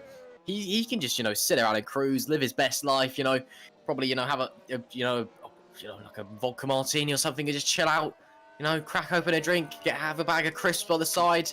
He's on cloud 9 right now. I'm telling you, Fournier comes into the pits, and that will be onto a pair of mediums, I presume, to the end. Yes, it is. So that will be his last stop, and he comes in and he will drop to about P18, I believe. And out of the pits he comes. Quinte, even apologies, still chasing down Roll, looking for that way past, and just not quite quick enough at the moment. Just Roll has been very, very quick this entire event, and it's just, I don't know, he just seems very solid. Like, he doesn't ever seem to be under threat from the drivers behind. And yeah, Quinte just not possessing that pace at the moment. Colin Spork currently in P2. He is now within Box in the pits. That's why that lap time was falling. Bot comes in, so Spork will re-inherit the lead for the time being. What tyres does Bot go on to? I presume it will be a set of mediums to the end. Yeah, Bot, that's Bot's last stop to the end. Spork will still need to box, so that is Bot going to the end on that set of tyres. Bot boxes and exits in 4th position. A little way down the road is Alessandro Quinte, and that gives Bot the clean air that he needs. It's not as simple as him having the measure of the race though, because everyone else around him also still needs to stop and change onto a new set of tyres, which could change things. Also, Riot Kilk and Leon Bock came in on the last lap, so both pit stops, both Bocks are pitted on the same lap. Riot Kilk comes out side by side with Simoncic. Simoncic, of course, also still needs to stop one more time, so he's running further up the field than he'll likely finish, and he's about to get passed by Leon Bock by the looks of it, but he might come back at Kilk. He's on the outside line, and surely that's going to leave the door open for Bock, is it? No, not quite. Still there, and tucks back into the slipstream. Up ahead of him, more battles going on, more drivers swapping places, but keep looking at Simoncic, who touches Kilk just about, and that's going to allow Leon Bock to go through as well, and Simoncic doesn't even fight it, which shows you how downhearted he must be in this race. Now, Colin Spork leads this race by 4 seconds over Stefan Roll, and the top 3, Spork, Roll and Quinte, all probably need to stop again. They are all on 3-stop strategies here. Yannick Bock is the top driver on a 2-stop strategy, and he will inherit the lead, but will be slower in the latter stages of the race, which is what I was saying about it not being as straightforward as it seems. Dan Brewer set the fastest lap of the race the last time around, and by quite a long way. He's the first driver into the 113s in this race, and he's a long way into the 113s, which shows you how hard he's pushing and how fast those soft tyres are taking him in this race. He's catching Liam Duval now for 6th position, and considering their teammates, I doubt that will be a particularly difficult manoeuvre. Anyway, just a question. Sorry, how far into the 113s is he? It's the 113.554 that's the best race so far. That is the lap record for this track. That is faster than Kimi Räikkönen in 2004. There you are. Wow. That's certainly pushing.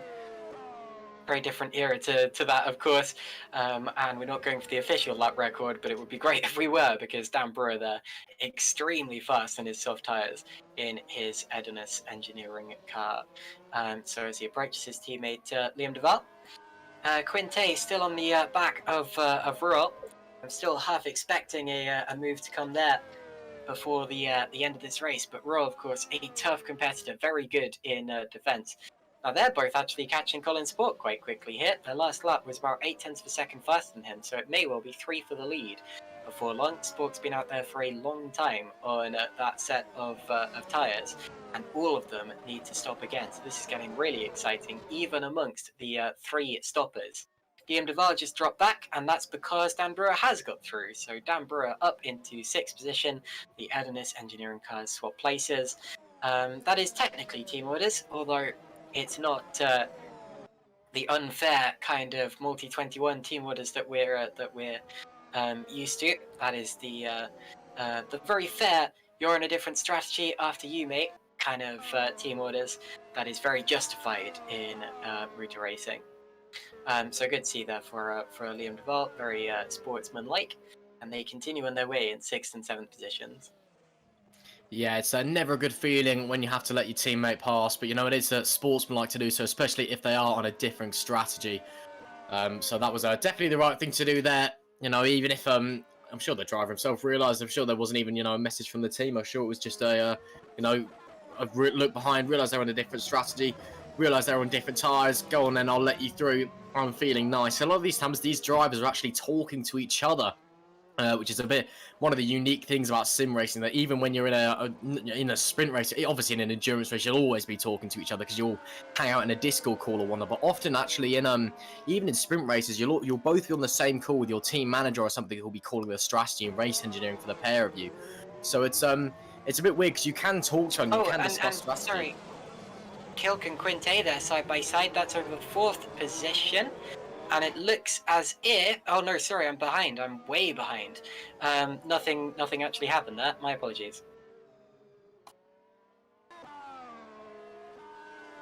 Anyway, no, you're absolutely right about the drivers talking to each other on Discord call. Sorry about the interruption there.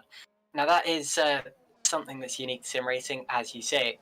And not all of the teams have it. Some teams have different attitudes towards that. Some drivers find it very distracting.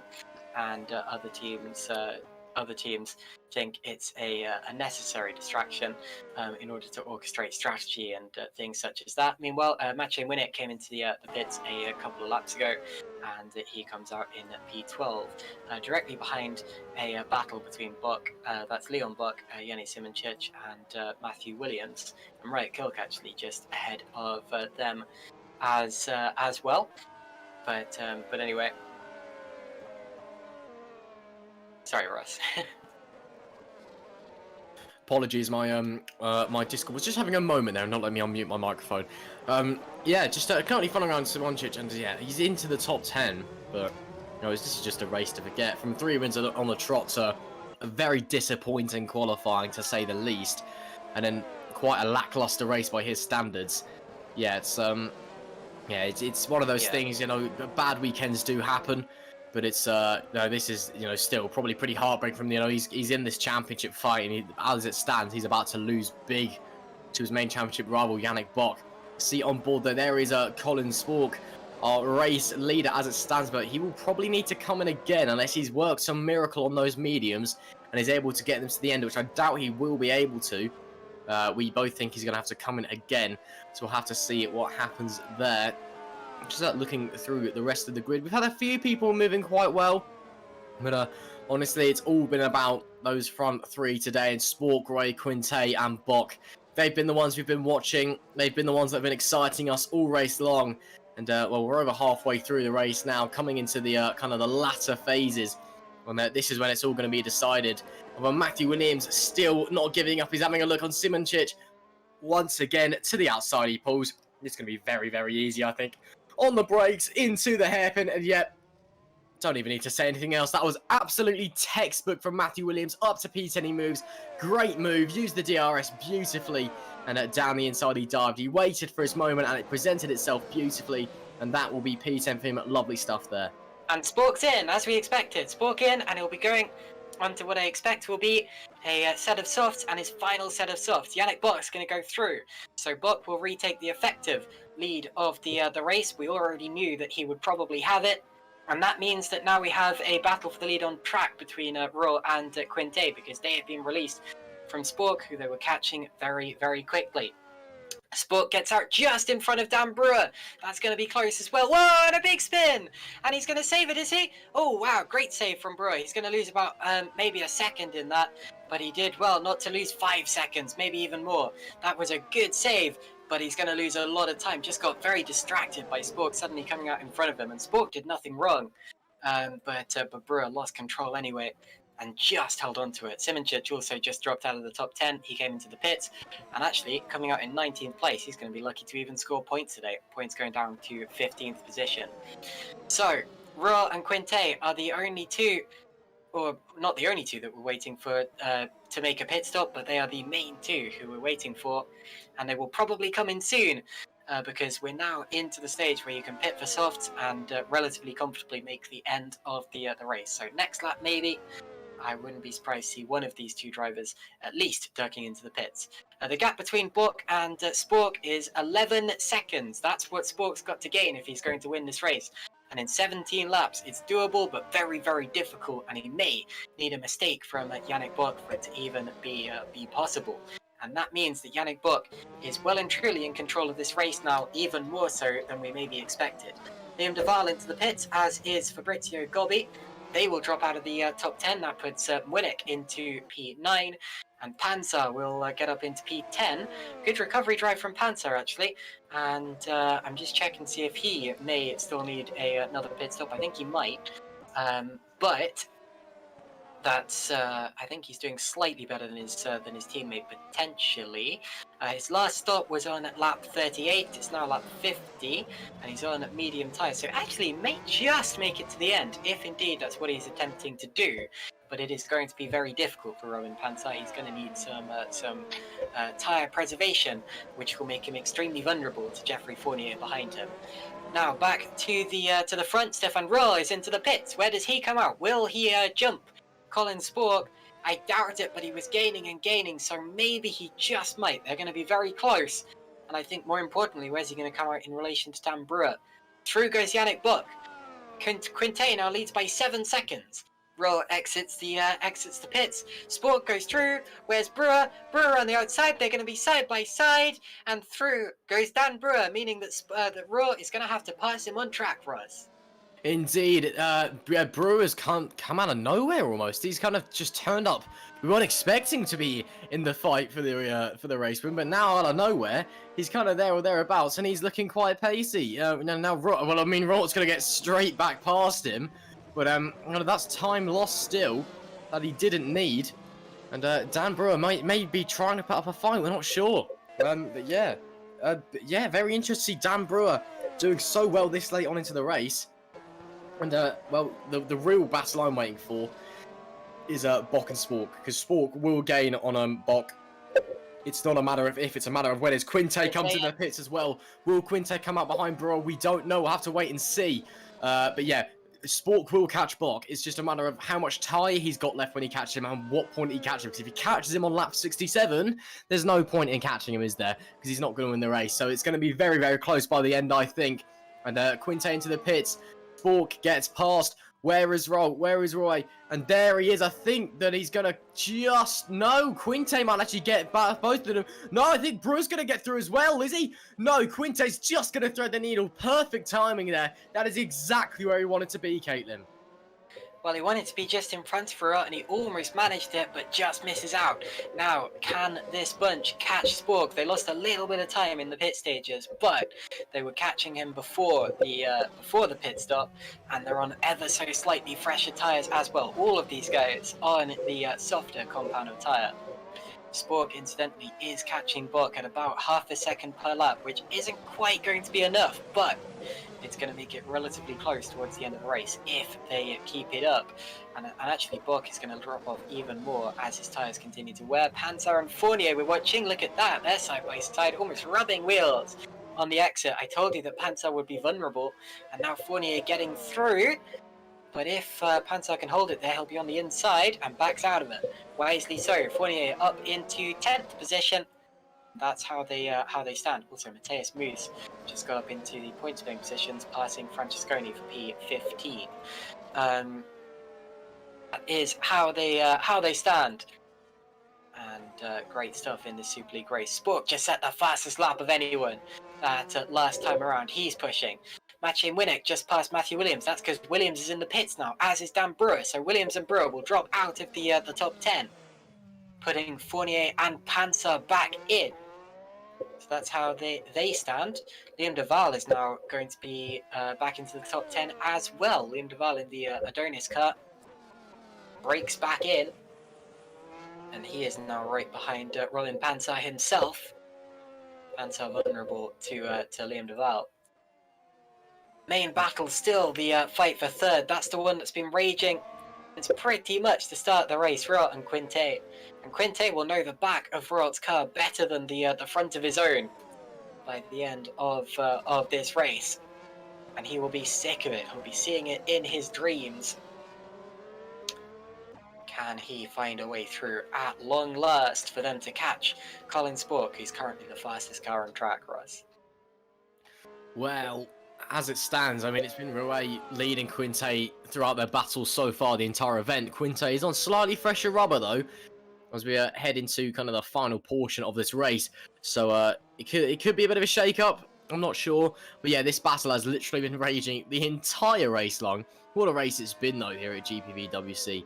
It's been fantastic to watch. The qualifying was brilliant. The race has been, I'd say, even better than the qualifying, which was a very high bar to beat. And there is Quinte having a look on Ruiz, touching a nose to the inside. Will there be contact? No. Quinte, they're side by side at the exit of the corner. Quinte has to give up the position, but he's going to be all over the back of Ruiz this time. He's going to try and pull to the inside into Mercedes. No, he has to give up this time. But Quinte, that was him saying to Roy, I'm here and I'm not going away. I've got the pace. I'm getting through. And and there's Panzer and Duval getting a bit close as well. And actually, Panzer goes off the road as well. So that allows Brewer through. So that may have been a bit of a strategic, I'm going to push you off the racetrack to let my teammate through. And then, there goes Duval letting Brewer immediately through as well, because they're on different strategies. So the Adonis cars obviously being best mates out there tonight. I don't think it was on purpose, but if it was, that was very cheeky from Duval, just pushing Panzer off the road to allow Brewer through. That's 2 positions in 2 corners for Dan Brewer. That's some very clever team play, if it is. And Quinte, now his attack begins once again. He's going to get the DRS. Open goes the rear wing flap on the curve. One of the only DRS straights in the world that's on a curve, weirdly, because the amount of downforce, that the cars produce down there is enough to keep them stable, even with a hole punched in the rear wing. Not close enough to give it a go into the hairpin. Will it be close enough to have an attempt through Mercedes this time? Lap 55 of 67, 12 lap remaining. After this one, no. I think he's going to have to back off. And now Forney is having a go. No, it's Brewer on Forney this time instead. And Brewer is absolutely flying at this stage in the race. He's coming to the box and he is just picking off cars left, right and centre. This is some ridiculous display of speed that we're seeing from Dan Brewer at the moment. It's fantastic. He's saved the best until the last few laps. And that is Yannick Bock starting at lap 56 of 67. Spork is 5 tenths faster, 6 tenths really faster on that last lap, but just hasn't been gaining enough consistently, I don't think, in order to challenge, unless Bock's pace really drops towards the end of this race. But I think Bock is just going to be managing his tyres perfectly. So right now, I think Bock is... I think he's going to bring it home and take this victory. Obviously, I'm not actually saying that because not trying to jinx anything. And obviously, we'd all love for Sport to catch up. We'd all love a few laps of them duking it out wheel to wheel for the win. But we can still have a bit of a duke out wheel to wheel for the last podium spot. Rue versus Quinte. It's the 2 guys who have been at it all event long. There's Leon Bock and Ray Kilk. Also having a bit of a do as well. Kilk in breathing distance, but too far back to think about having a move that time round. And as well behind, another car behind as well, looking a bit close. There is Duval getting past Forney as well. Udonis Engineering cars going very quickly at the moment. And there is Fabrizio Gobbi as well. Thomas Vach is who's been kind of there or thereabouts. Not quite the most impressive driver out there today. But he's put his own in. He's put a decent performance in, and I must say he's been quietly impressive. I think he's done all right for himself. I'll give him that. And then there is a man who has not been all right for himself. Has been rather disappointing. I think we can all agree. Simončić is I don't know, just burst. I'm not too sure if they've just rocked up and the car hasn't been right, or if the upgrades that they've put in just haven't worked, or. You know, maybe they just don't like this track. Maybe it's just a bit of a bogey track for them. But honestly, Kenny, the burst guys out there today have just been, frankly, by their standards, especially seeing as how they've won the last 3 races on the trot, it's been pretty poor. Maybe so, and Simončić is going to be lucky to even come away with a point today. Now, I've been watching the gap between Colin Spork and Yannick Bock. On the last lap, Bock retaliated. Now, Spork had been gaining at about half a second per lap, and actually, if he'd continued at that rate, he may have caught Yannick Bock on the final lap of the race. But I didn't want to say anything because every time I say that and I get the hype train started, the driver in first place begins to react. They begin to retaliate and pick up the pace, and that's what Bock's doing. But will he use up his tires? I doubt it. I think he's got enough of a gap to be slightly careful with that, while still being quick enough to fend off Colin Spork. But it's going to be a lot closer than it seems at the end of the race. I wouldn't be surprised if Spork ends up maybe 2, maybe 3 seconds behind Yannick Bock when the checkered flag drops. It's going to be a close finish, and if Yannick Bock makes any significant mistake for the remainder of this race, if he just hooks a wheel over the curb like we saw Quinte doing earlier on, if he just runs wide, misses the apex into the hairpin a couple of times, then Colin Spork could still win this race. And wouldn't that be a fairy tale story? Now, as for Alessandro Quinte, he is much more likely to score third position here if he can get past Stefan Roll. Now, wouldn't that be a fairy tale in and of itself? Alessandro Quinte is the reserve for Ghost Speed, and this is his first outing for Ghost Speed this season, as we see Gobby and Panzer side by side once again. Keep an eye on that. Gobby getting out ahead in P11. Yeah, this is Alessandro Quinte's first outing for Ghost Speed. He was previously the reserve for Adonis, and may well return to Adonis if Liam Duval decides not to stay. But surely someone's got to sign up Quinte for a full season, either for the rest of this year or for the full season next year, because there is no way that he doesn't deserve to be in this seat. That may well mean giving up his Super League Lights Championship challenge, which would be a shame, especially considering he missed too many races to be a contender for this championship. But if he wants to move up, then he should, because Quinte is proving himself to be a front runner in not just Super League Lights competition, but Super League proper competition. And he would be a valuable asset to any team who could sign him up. He even led several laps of this race today. I think more laps than Spork's led so far, although I can't back that up with statistics because I haven't got those statistics.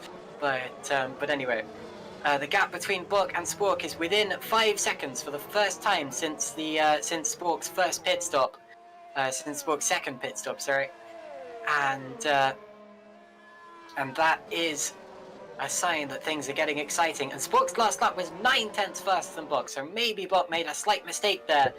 And again, if they continue to change at that rate, then Spork would catch Buck in the final few laps of this race. But every time I say that, Buck seems to have enough to retaliate and to cover off Spork's gaining, Spork's advantage. It's going to be so tense at this finish. I still think that Yannick's going to win this race. I still think he has the advantage, but any little mistake now could cost him the win, Russ. Yeah, it certainly could. Spork is flying. There's no doubt about that. It's just how much he's able to gain over this last few laps. It's going to be very, very close. Oh, and that is Kilk and Leon Bock getting very close. I think that was Kilk having a go around the outside and not managed to pull it off. Bock was just able to hold on for the timing, and now he's going to go. Oh, no, there's almost an accident. My goodness me. Mlinek round the ins outside of Mercedes with a great move, taking advantage, and they're still side by side though, heading into the Mobile 1 curve. This is great stuff here. And the Edge Esports driver on much fresher, softer tyres is going to get the position, but Kilk went for an opportunistic move and has ended up losing one instead. And that's just how the cookie crumbles sometimes. But that was very, very close between the pair of them. And on that last lap again, Spork just gaining. Only 4.2 seconds between him and Bock now for the lead. It is very close up the front. And yeah, Kilk though, really losing out there. Now Raul and Quinte even, apologies, I keep getting it. It's Quinte. I've said Quinte twice now. Sorry, Alessandro. Yeah, I'm in a complete agreement with you. He's been phenomenal today. And he's put on a fantastic display and, you know, showing his worth, showing why he deserves to be on this grid. And that's one of the things I do love about sim racing, to be fair. Sometimes you just get those drivers pop up who, when they get into the top category, just impress. You know, or just look like they've been there for years, look like they belong. And it's a very unique thing, sim racing. Obviously, you never get that in actual motorsport. Yeah, you can get quick youngsters, but not to the degree as Robin Panzer. I think that was him having a look on Thomas Vack there. No, it wasn't. It was Thomas Vack having a look on Robin Panzer, should I say. And Panzer being held out to dry. He switches to the outside to maybe have a look, and they're very close. But no, it is going to be Vack taking P13 late in the race. And with only a few laps to go now, and Panzer, well, he's almost outside the points. If Matthias Moose gets past him, he will be getting, that is the last points position, is 15th place. And then Matthias Moose It's Mončić who will be desperately wanting a point today to at least salvage something from this weekend. After it was what's been a Thursday night, apologies. I tell you what, GPVWC hosting things on a weeknight. Why'd you do this to me? You know, you'd be desperate to salvage something from this Thursday night after, you know, what's been a pretty dismal display from him and Burst Esports today. And he's gaining on Moose, who's gaining on Panzer as well. And this is going to be very close at the end of the race as well. Spork now under 3.5 seconds to Bock in front. Raul and Quinte very, very close. There is Spork, and you can see how close Raul and Quinte are behind him, actually. So they're all gaining on Bock, because Raul is gaining on Spork, Quinte's getting Raul. So it's going to, if Spork catches Bock at the end of this race, we could be in for, you know, a lap or two of a four-way fight for the win. This could be immense ending to the GPVWC Super League Round 9 here at Hockenheim. And, wow. It's been a phenomenal race so far, and I've had the feeling that over the last few laps, it's about to get even better. On board with Rail, and look at that, over that last lap, he was 0.3 quicker than Spork, who is continually getting, you can see there in the distance, that is Bock. That is Bock. There's a lapped car in between them, but that is Bock in the distance. Just to put it into perspective, how close they are, this is going to be a real nail biter by the end, I'm telling you. Heading into Mercedes now, Rail is all over the back of Spork. He's just gained him out of nowhere. Spork may actually be losing out. And this is Mlynek having a go on Kilk, who's been looking forward. Oh, and who's that? That's Brewer trying for a double overtake. They're 3 wide on the exit of the corner. Brewer tries to shut the door. Daniel Brewer, take a bow. What a move. Double overtake into the hairpin. Super opportunistic. Close the door. That, I think, is the best move that I have seen all day, Caitlin. That was superb. Great, but he was very, very brave, very aggressive on the exit. Now, and they're passing now a backmarker, Spork and Roll, who got out of the way very well. Didn't fend them off too badly. And that was Mirko Lucchini, I believe, who appears to be retiring from this race at the side of the road, I'm afraid to say. But anyway, Spork now within 3 seconds of Yannick Bock with 3 laps to go. And Roll's going for it. Roll to second. Is he? He's on the inside. And they get away without touching. They're still side by side. Roll lights up the rear tires a little too much on the exit. Quinte's dropped back, so he's not able to gain from this. Now this is exactly what Bock needs. Because if Spork had got into a DRS range of Yannick Bock, then Bock would have been in serious trouble, but this is going to keep them out. This is going to keep them out of DRS range, and now it's all down to whether Bock's going to make a mistake or not. The real fight is that for second. It's Spork versus Raw. So, on to lap 65 out of 67 will go Yannick Bock this next time around. And Spork and Raw are fighting furiously behind. Quinte still dropping back, I'm afraid to say, so it may just be a two-way fight for second place. Still a great performance from Alessandro Quinte. And there's another backmarker coming up just in front of the leaders now. Looks like Giuseppe Lino, who's just been lapped now by Yannick Bock. Lucchini did indeed retire from this race, I'm afraid to say, potentially to conserve the engine. Didn't look like the engine flat out failed, so probably just decided to conserve the engine and roll to the inside. He's going for Spork again, and this time it's much more successful. This time he gets it, and a great move and a great race. Stefan Roll is up to second in one of the drives of his season so far. Great move by Raul there, and actually I think he's got a lot more pace than Spork does, so if anyone's going to be able to chase down Bock, I think it's going to be him, because he's suddenly, over the last few laps, just been the fastest car out of that lead 4, and they're all within 5 seconds of each other. It is so close at the top, and the question is, does Bock have the tyres to hold out? Can he not make a mistake? Alternatively, does Raul have the pace, and can he also not make a mistake? Spork, unfortunately, I think he's just run out of tyre towards the end. Just doesn't have the grip anymore. Can't quite, get up to the same pace that he once was.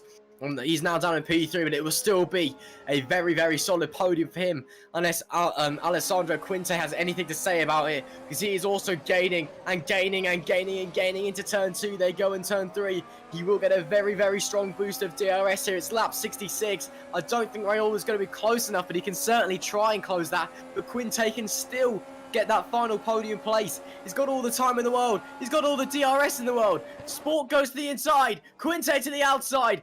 Side by side through the hairpin. It will be Sport holding the position for the time being. But Quinte, with the momentum, he's got the fresher rubber, he's got the grip, he's going to have a look to the inside into Mercedes, that's a Superleague flick to the inside into Mercedes, oh! Sport just shuts the door, bit of a wobble on the exit, that could have been a phenomenal overtake from Alessandro Quinte, but he's just had the door shut on him, but he's still all over the back of Colin Spork, and we're going to be heading on to the final lap of the race in a minute. And this is the battle that I think it's going to be. I don't think Reynolds is going to be close enough to Bock unless Bock does make a mistake. This race is his. But Colin Sport desperately trying to hold on to third position. What's he able to do? There is Yannick Bock. Final lap of the race for the championship leader who will extend his championship lead by quite some margin. The man in P2 will be his main championship rival after this event. After Simoncic is really poor P13 in comparison. And he will drop some serious points in. There is the man who I'm just talking about, dropping some serious points. Bock now through Parabolica. He's got half a lap to go. And, well, Kaelin, it's been a phenomenal performance from him, to be fair. Alessandro Quinte. Here goes Quinte. Oh, wow! Very late. They so nearly touched. Sport holds it. Amazing stuff. Oh my goodness, I really thought that Sport was going to lose control there, or Quinte was going to run into the back of them. Also, further back, Simoncic always came together with Thomas Bock, but he's got through, so he is in the points now. He's in P13. Also, Williams set the fastest lap of the race, and then passed Geoffrey Fournier for P11, so that's how it stands further back. But now we've got to look back up to the top of the order. It doesn't look as if Quinte is going to have any chance of getting past Sport. Brawl was not quite able to catch Bock in the late stages, but it was a much closer race than it was looking for the majority of it. Through the final couple of corners comes Yannick Bock, and a fantastic drive. He worked the strategy, worked the two-stopper, and it's worked for him. Yannick Bock wins the race for Evolution. Second place is going to be Stefan Rohr. Third is going to be Colin Spork. Then it's Alessandro Quinte, who so nearly got the podium on the last lap of the race. Leon Bock is going to be P5, so both of the Bocks in the top 5 of this race. And then it's going to be Daniel Brewer, Riot Kilk, who's fighting with Maciej Winnick, but will hold him off for P7. So Winnick P8, then Liam Duval, welcome back to him, P9. Fabrizio Gobbi got to P10 in the end. Matthew Williams with the fastest lap of the race, and therefore the unofficial lap record is P11. Geoffrey Fournier will be P12, also in the points in the end. Yerny Simoncic, Tomasz Voch, and Matthias Moos, and that's all of the points-paying positions. Giuseppe Ragusa blows his engine. He was on his way to P16, blows his engine before he can reach it. Sarah and Francesconi just avoid him, but that doesn't matter unless drivers ahead of him score points in the or get penalties. Sorry, in the end. And that is how they end the race. So an amazing performance all the way through. That is one of the best Super League races that I have ever seen in my life. And I am so happy with the performance of all of the drivers in the top 4. They provided a stonker here. What do you think? That was brilliant. That was just a phenomenal. I mean, we were treated to the most spectacular qualifying session I've ever seen. Just once again, a rundown of your top 10 there. Yannick Bock, Roll, and Colin Spork, the top 3 here. Bock with a very deserved win, I feel. Yeah, we were treated to the most amazing qualifying session that I've ever witnessed. And then just what a race. You know, at first it seemed like it may just be, you know, wheel-to-wheel action. And then once the strategy came into play, and we all realised it was going to come down to the end. And boy, oh boy, did it come down to the end. And everybody was making moves in the last few laps. You know, that Daniel Brewer double overtake was phenomenal. It was brilliant. And then there was Quinte nearly doing pulling a phenomenal overtake on Spork as well in the same place at Mercedes corner. Oh, honestly, that was just brilliant, honestly. And there we can see 11th to 20th, Williams, Fournier, Simoncic with a very disappointing P13 for him. I'm sure he will not be particularly happy about that. And then Vach, Moose, Stepkowski, Panzer, Francesconi in his last race for MDR as well with P18 just outside the points. Unfortunate for him, but I'm sure that he's leaving with a smile on his face. Then Federico Russo, Jacob Reed capping out the top 20. We've got some donuts in the pit lane for Spork there, which you can see as well. Not sure that's entirely legal, but we will let it slide for the time being. And then Ragusa, his engine just blowing in the last few laps. Giuseppe Leno looks like he just retired in the last few laps as well. And then our 4 non-classified finishers, Lucchini, Philip with that rather nasty roll, Kiersmakers with his internet disconnects, and Florian Gear, obviously, with that first lap incident. Epic Racing Team, a double DNF. Not too great for them. Caitlin, what a race we've just witnessed.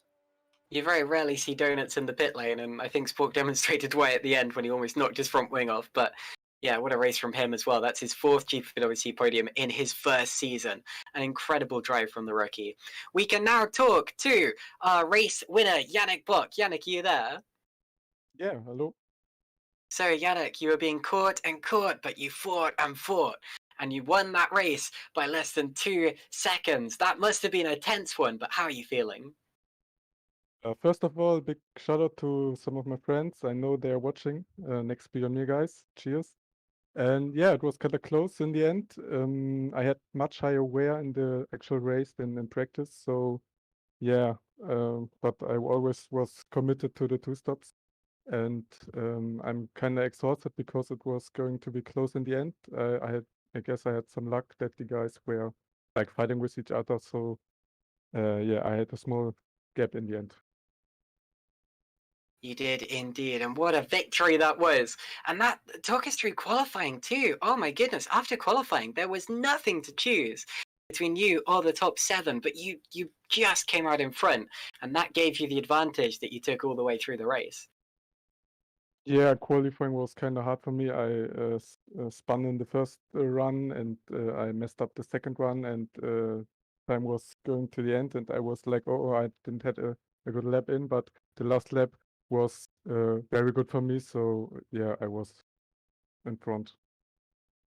And when Spork jumped you in the first pit stage, did you know that he was going for a 3-stop, or did it catch you off guard?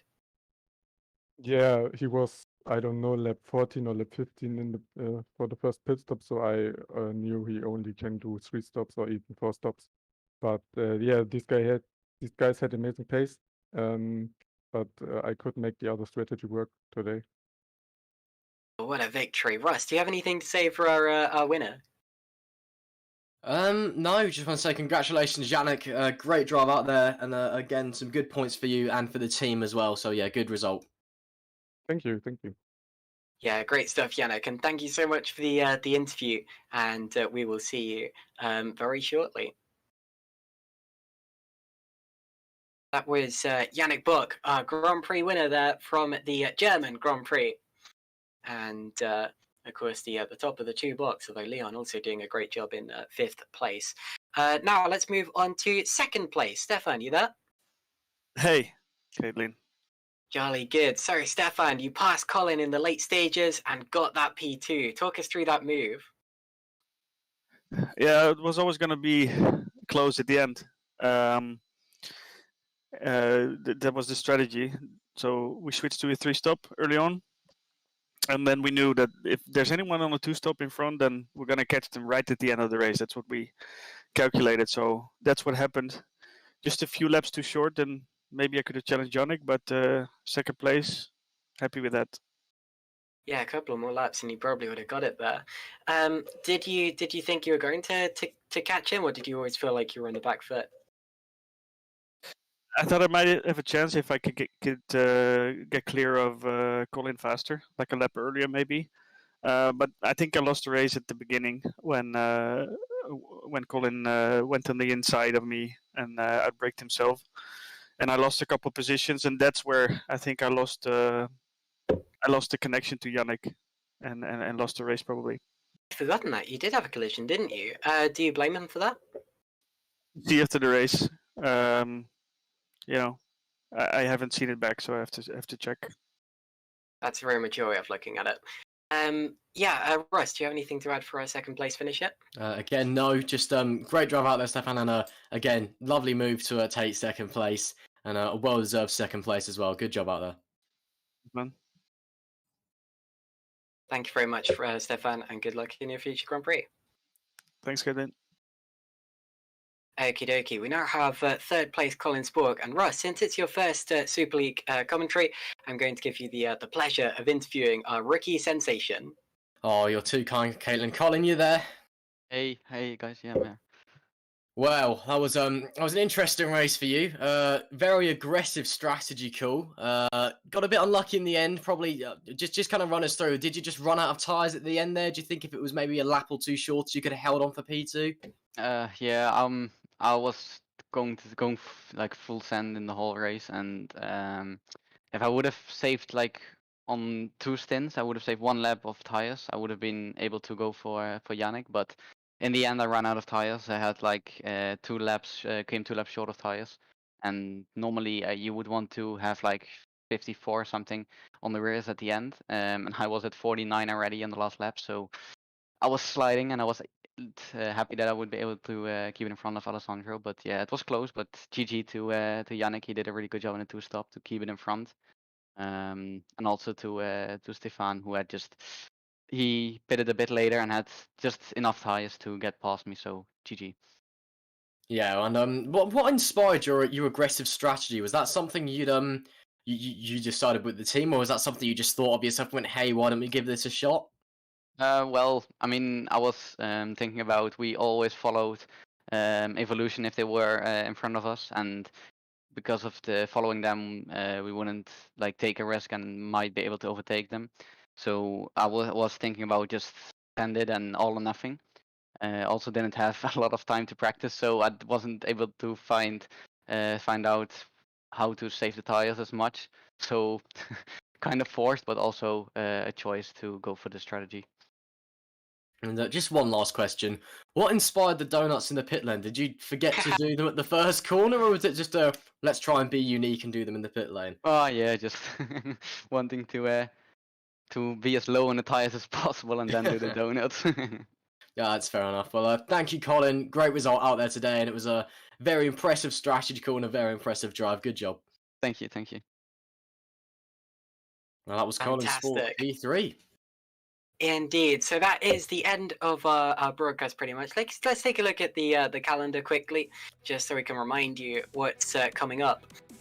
First of all, we have there you see the graphics have already been updated there. You've got Yannick Buck there on the right hand side of the screen, winner at Germany, and of course in 2 weeks' time we'll find out who is the winner at McIntyre in France, which is going to be another thrilling one. If today's race was anything to go by, I'm hoping that well, of course I do wish that that Jake and Jacob can return, because I'm sure that they felt left out today. But if I'm needed again, then I will very much be happy to step in, because Super League is great stuff, and I always enjoy watching it and commentating it.